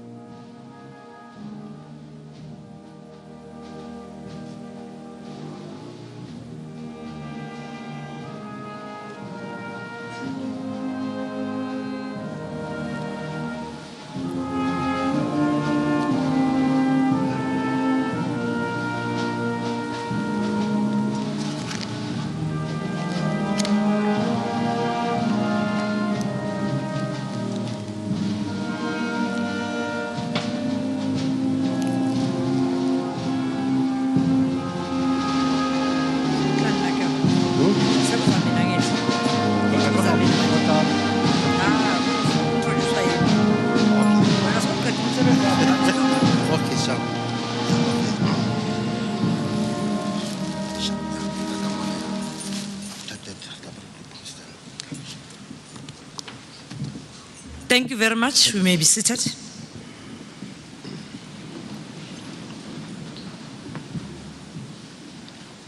As the Lieutenant Colonel Skosana has declared that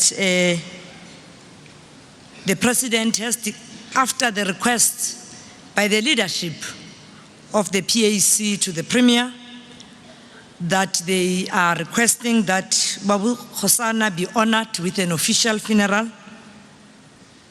The Premier did comply and actually requested the funeral.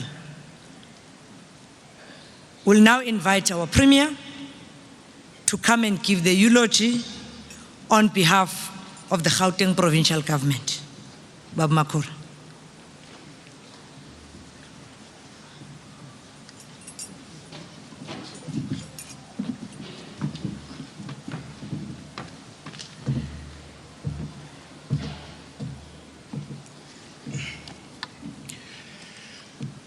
Thank you very much to our program directors, Comrade Jackie Soroke and MEC Faith Masbuko. I would first like to acknowledge the family, our mother, May Alice, Rahadi, Luisa, my sister Sauda, and the four brothers,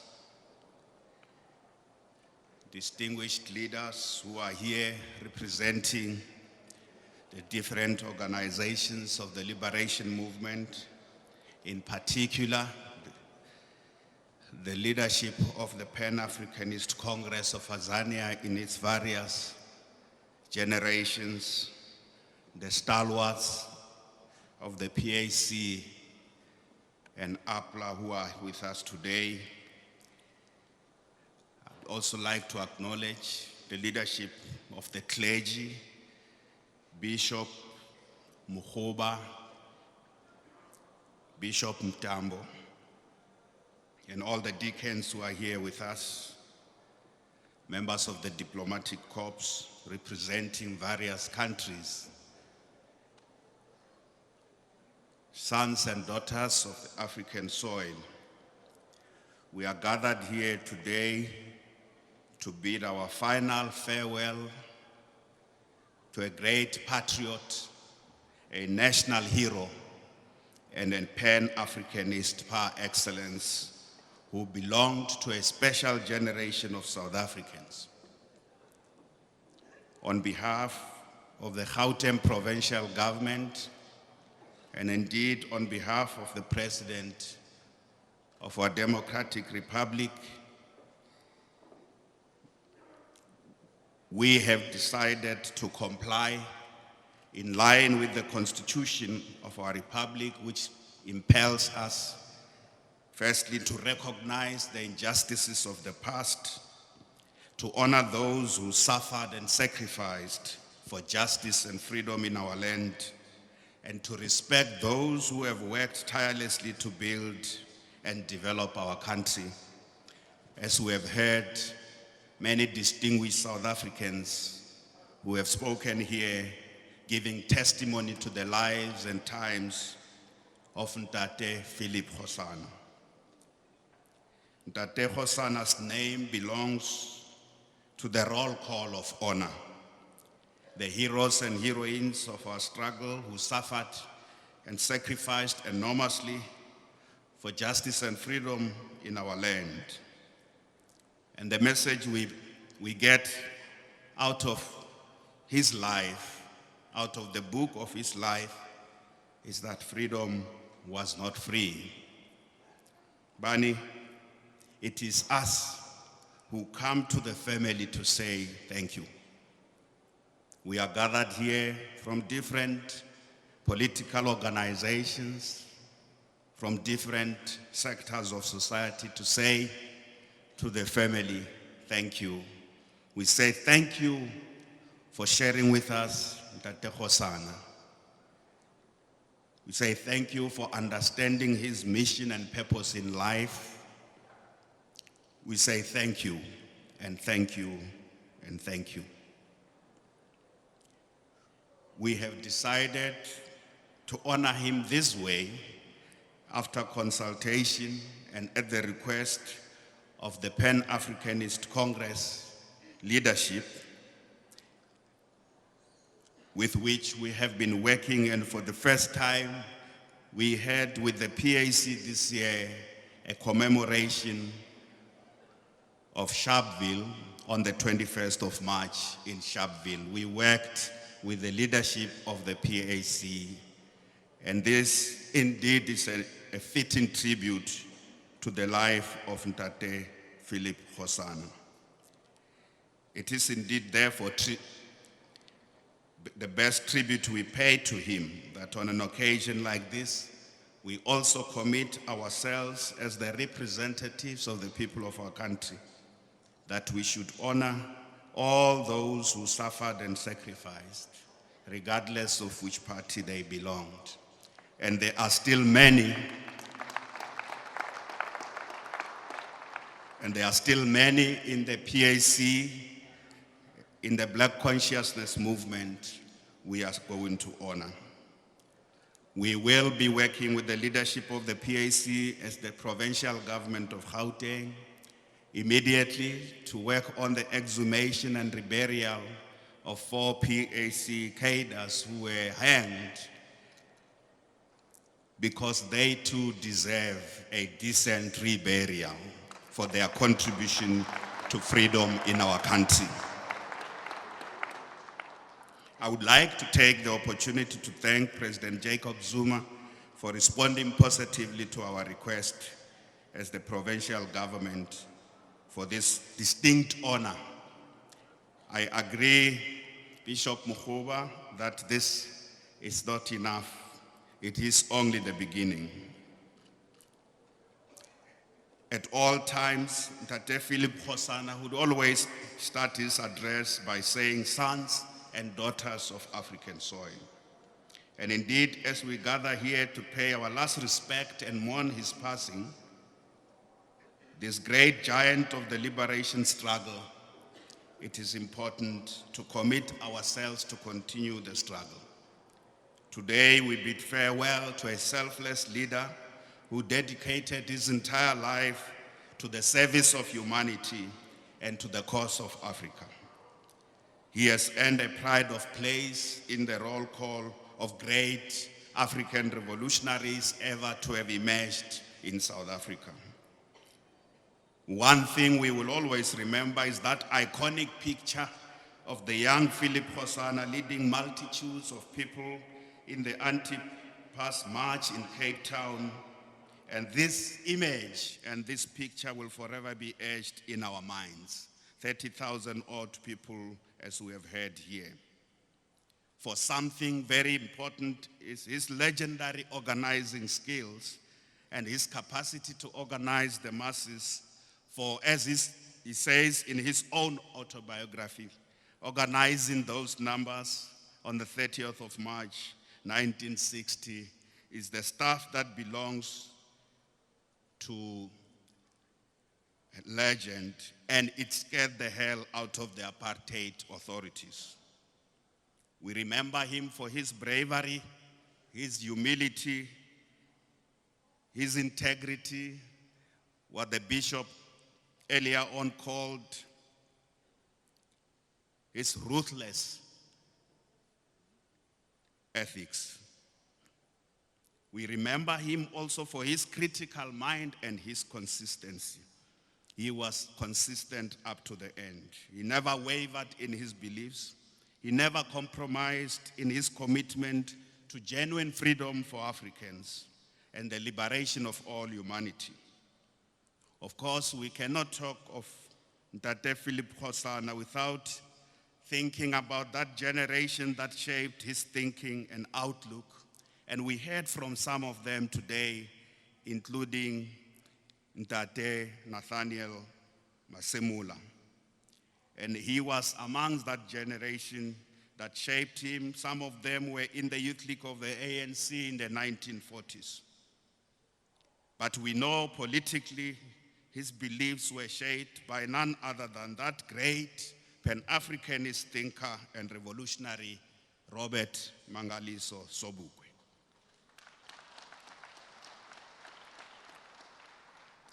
And it's indeed true, as he says in his own autobiography, that Robert Mangaliso Sobukwe left a lasting impression on him. He shaped his political thought and his leadership posture to the end. So as we bid farewell to Ntate Khosana today, one of the mistakes we must admit we have made over the past 23 years of our democracy is that we have not paid adequate attention to honoring and giving full recognition to that rich galaxy of heroes and heroines that participated in the various and diverse forms of struggle and in different organizations of the oppressed. And some of them, we saw them here today. That galaxy of heroes and heroines, they fought for freedom. They sacrificed their youth. They went everywhere in the world, not just on behalf of the PAC, but on behalf of the people of South Africa, fighting for freedom. And for this, we honor all of you, the veterans and stalwarts of our liberation struggle. We honor you today. We take a bow for you. And I wouldn't mind saying, let's give the veterans who are standing here another big round of applause. And that includes the veterans who are speaking here, Ntate Masemola and Ntate Mtswenyane. Let's give them a big round of applause. And as a people, we must be very proud, for they are living and walking monuments. We must be very proud, and we must never forget that freedom was not free. We must always remember that many in our country died and others died elsewhere in the continent fighting for freedom. So we must continue to work hard for the cause of freedom, and we must never tire. For what we were celebrating yesterday, it's more and better described as independence rather than full freedom. For full freedom is yet to come. I would like to quote from Tate Khosana himself when he said, and I quote, "At this stage of our struggle, we have a choice before us. Are we still prepared to be half human beings in our fatherland, or are we prepared to be citizens, men and women in a democratic, non-racial South Africa?" He goes on to say, "Sons and daughters of Africa, there is a choice before us. We are either slaves or free men. That's all." Close quote. We must not behave like we are half free. We are either free or slaves, as he would say. So we must fulfill all the dreams and aspirations that inspired millions of our fellow Africans to join the struggle for freedom. And one of those things that inspired them is the land question. So we must continue the fight to ensure that the land is returned to the people of our country, especially the Africans. The other important question that inspired the struggle was about access to the means of life if you have learned economic transformation and economic participation. We must continue the struggle for economic transformation, real, meaningful economic transformation, until all our people, especially the Africans, are at the center of our economy. The struggle for access to free education, to housing, to healthcare must continue as well. And we say, because we, unlike those in the PAC, we in the ANC are in charge of government. And I want to make it clear today that when we make mistakes at the ANC in government, we let many, many Africans down. When we make mistakes, we let many, many liberation movements down. Because that confirms a stereotype. When we don't govern properly, when we allow corruption, when we allow state capture, we send a message that Africans cannot govern and that liberation movements are inherently corrupt. We must not do that because we are letting many, many people down like Ntate Khosan. When we waste the opportunity our people have given us to transform this country and ensure each of our citizens has access to decent livelihood, when we waste that opportunity, either because we are fighting amongst ourselves or we are lining our own pockets, we are letting many, many people down. And we are sending a message that liberation movements can only fight for freedom, but once they attain freedom, they cannot run a country properly.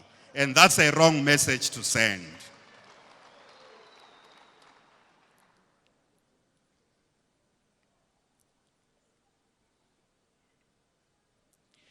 Ntate Khosan was a man of principle, but he was a man of action, as we have heard from many stalwarts who spoke here, who grew up with him. He was a practical and pragmatic man. He came back, and upon returning to the country, he continued the struggle. He participated in many activities, as we have heard, including going back to community life in Winterveld, as well as becoming a councillor in the city of Tshwane. He didn't say as a soldier, I trained as a pilot. He did everything that needed to be done. What a wonderful example of humility.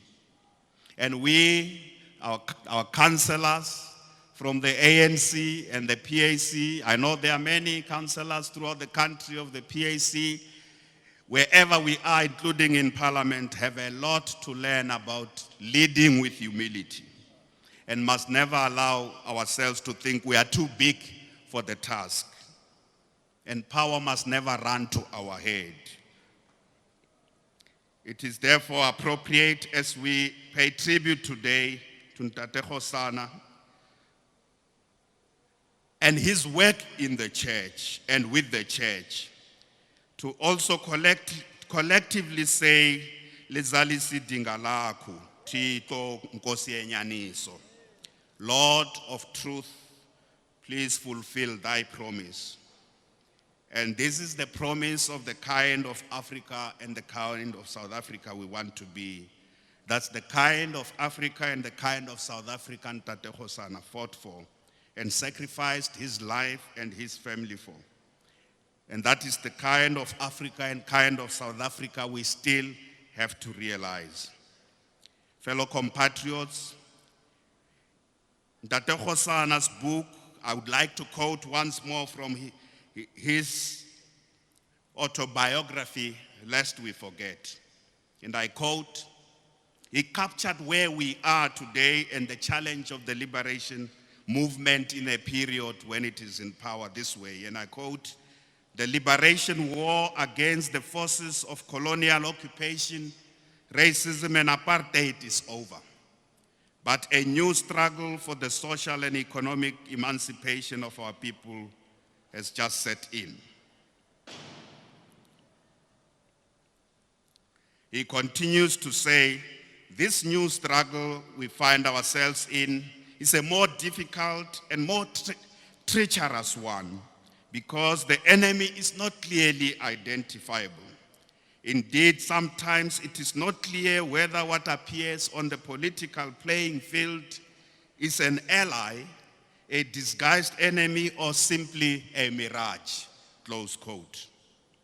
We will continue to remember the contributions of Ntate Khosan to the struggle for independence and liberation in our country. So as we gather here today, let's take the message back home that we need to work together. The Gauteng provincial government, having worked with the Pan-Africanist Congress and the PAC in the run-up to this year's March 21st, commits that we are going to work together, as I've already said. Ntate Khosan sacrificed everything for the liberation of our country. He said in his book, lest we forget those who he mentioned, many stalwarts of the Pan-Africanist Congress. And in return today, we also say to him, lest we forget. We will never forget him. Robala ka kgotso, the father of our nation. Robala ka kgotso, Tlou. Thank you very much for your contribution to the struggle for freedom. May your soul rest in peace. Re a leboha.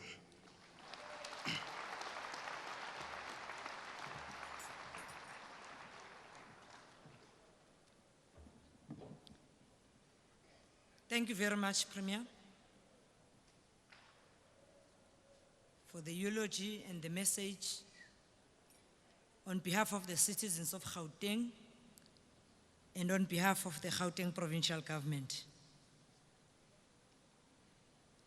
With us, we also have MECs, we've got MPs, MPLs, we've got the DG of the province, we've got councillors that are here with us today. We also have got former members of parliament. We also have leadership from various political parties, from the PAC and from the ANC. And we also have comrades and friends that are here to bid farewell to Babu Khosan. Before I retreat and allow Lieutenant Colonel, the chaplain Mashiane, to take over the procession as they will lead us to the graveyard, we just have a few announcements. The first announcement is that the graveyard where we are going to, the Lady Selborne graveyard, is very small. It means we can't all go to the graveyard. We'll request the leadership from PAC, the family, abafundisi, and the choir, and those that have been delegated or mandated to accompany the family to the graveyard, to be the ones that only go to the graveyard. The shuttle transport and shuttle buses are parked on my right-hand side, so it is your left-hand side. What is discouraging many of us to get into our cars, those that are going to the graveyard, but get into those buses. Those of us who will be remaining behind, food will be served for you on both sides of the hall. And when the family comes back, they'll still find us here, and we'll also make sure that the family and all other dignitarians are actually still are able to be fed. So those were the few announcements. As we leave for the graveyard, the SAPS is the one that is leading us. So ama comrade angaphatheki kabi. They will lead us up until they've arrived at the graveyard and the flag has been removed. That is when comrades can take over and do miletlo ya bona li family le yona yetle yenze logo evamisa ukwenza in honoring Babu Khosan. Let me now allow Reverend Mashiane to take over and lead us.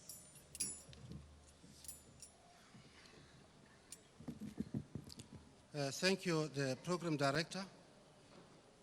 I'm now going to request the congregation for only 5 minutes, and then I'll be requesting Constable Machavi, Constable Bokhodi, Constable Teso, Constable Tswari, Constable Benku, Constable Sambo, Constable Butelezi, and Constable Zakwe to come forward and take their position. Then the band and the leading detachment, I think, will now go outside and take up their position.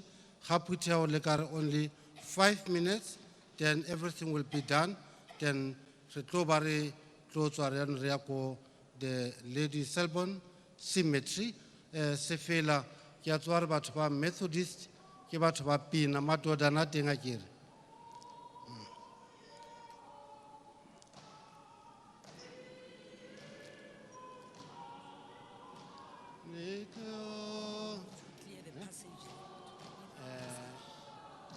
Come on,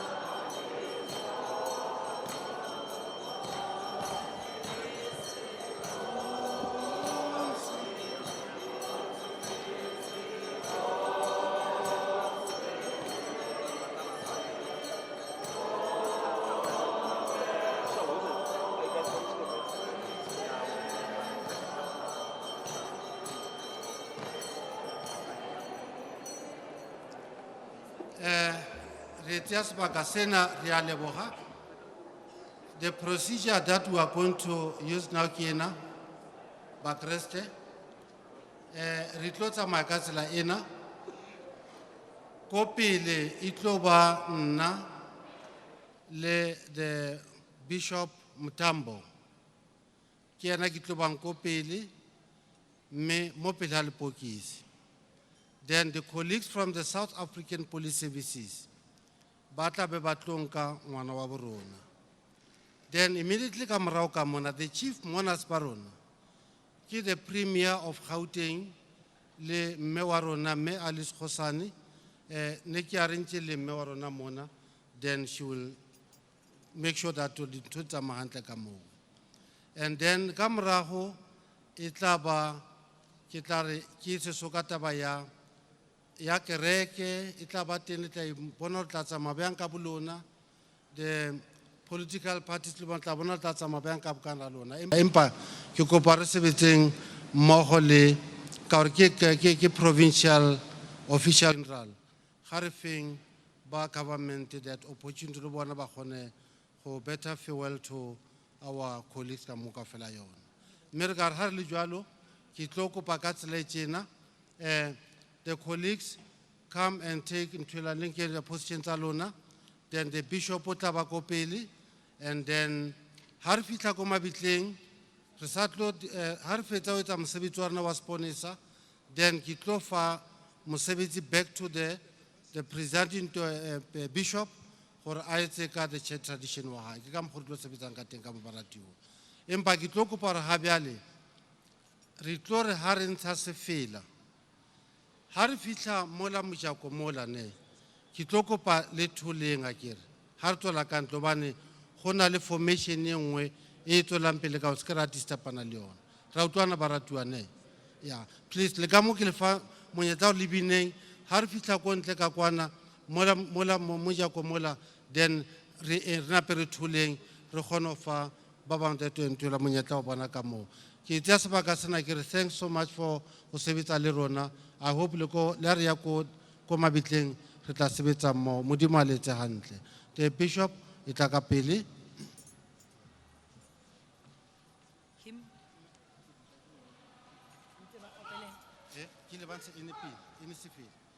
Yeah. Any civil like Remeka Mautu, then Kitota Malimuruti, Bakuliki Batamuta Maisa, the Premier, Limme, Itaba Ibata Tonakim Meka Mona, and then Liazabakamo the structure, Le Family, Mele Family, or Mele Family. Batata Malimu Primiru Arona, and then ba bangwe ke le tla ikrupa le tla tsamaya bjang bjang akere re batho ba bantsho ka moka re tla sebetsa mmogo se ke la tshwenyana. Okay, thanks. Right, okay. O tla take over.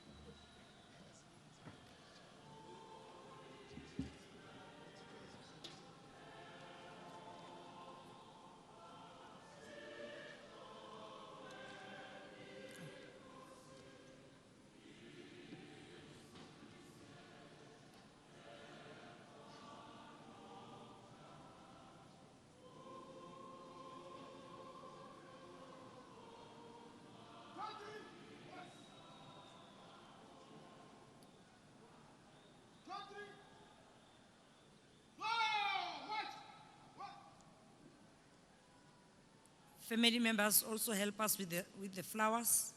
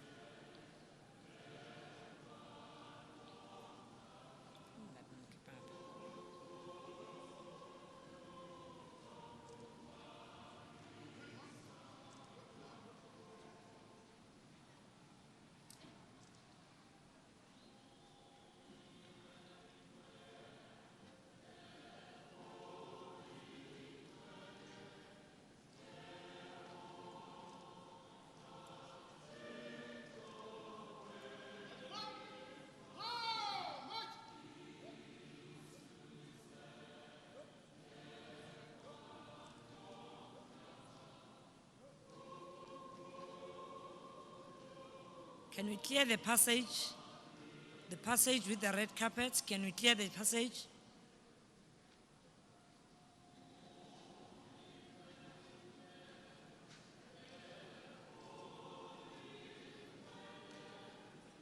Kasani kandlela, yeah.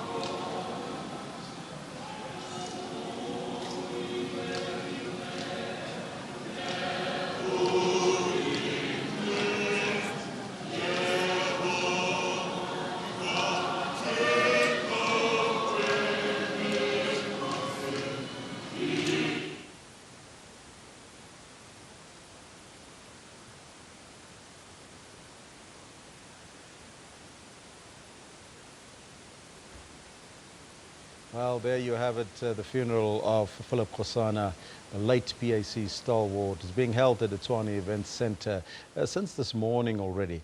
Now, just some background, as Khosana died of cancer last week in Pretoria at the age of 80.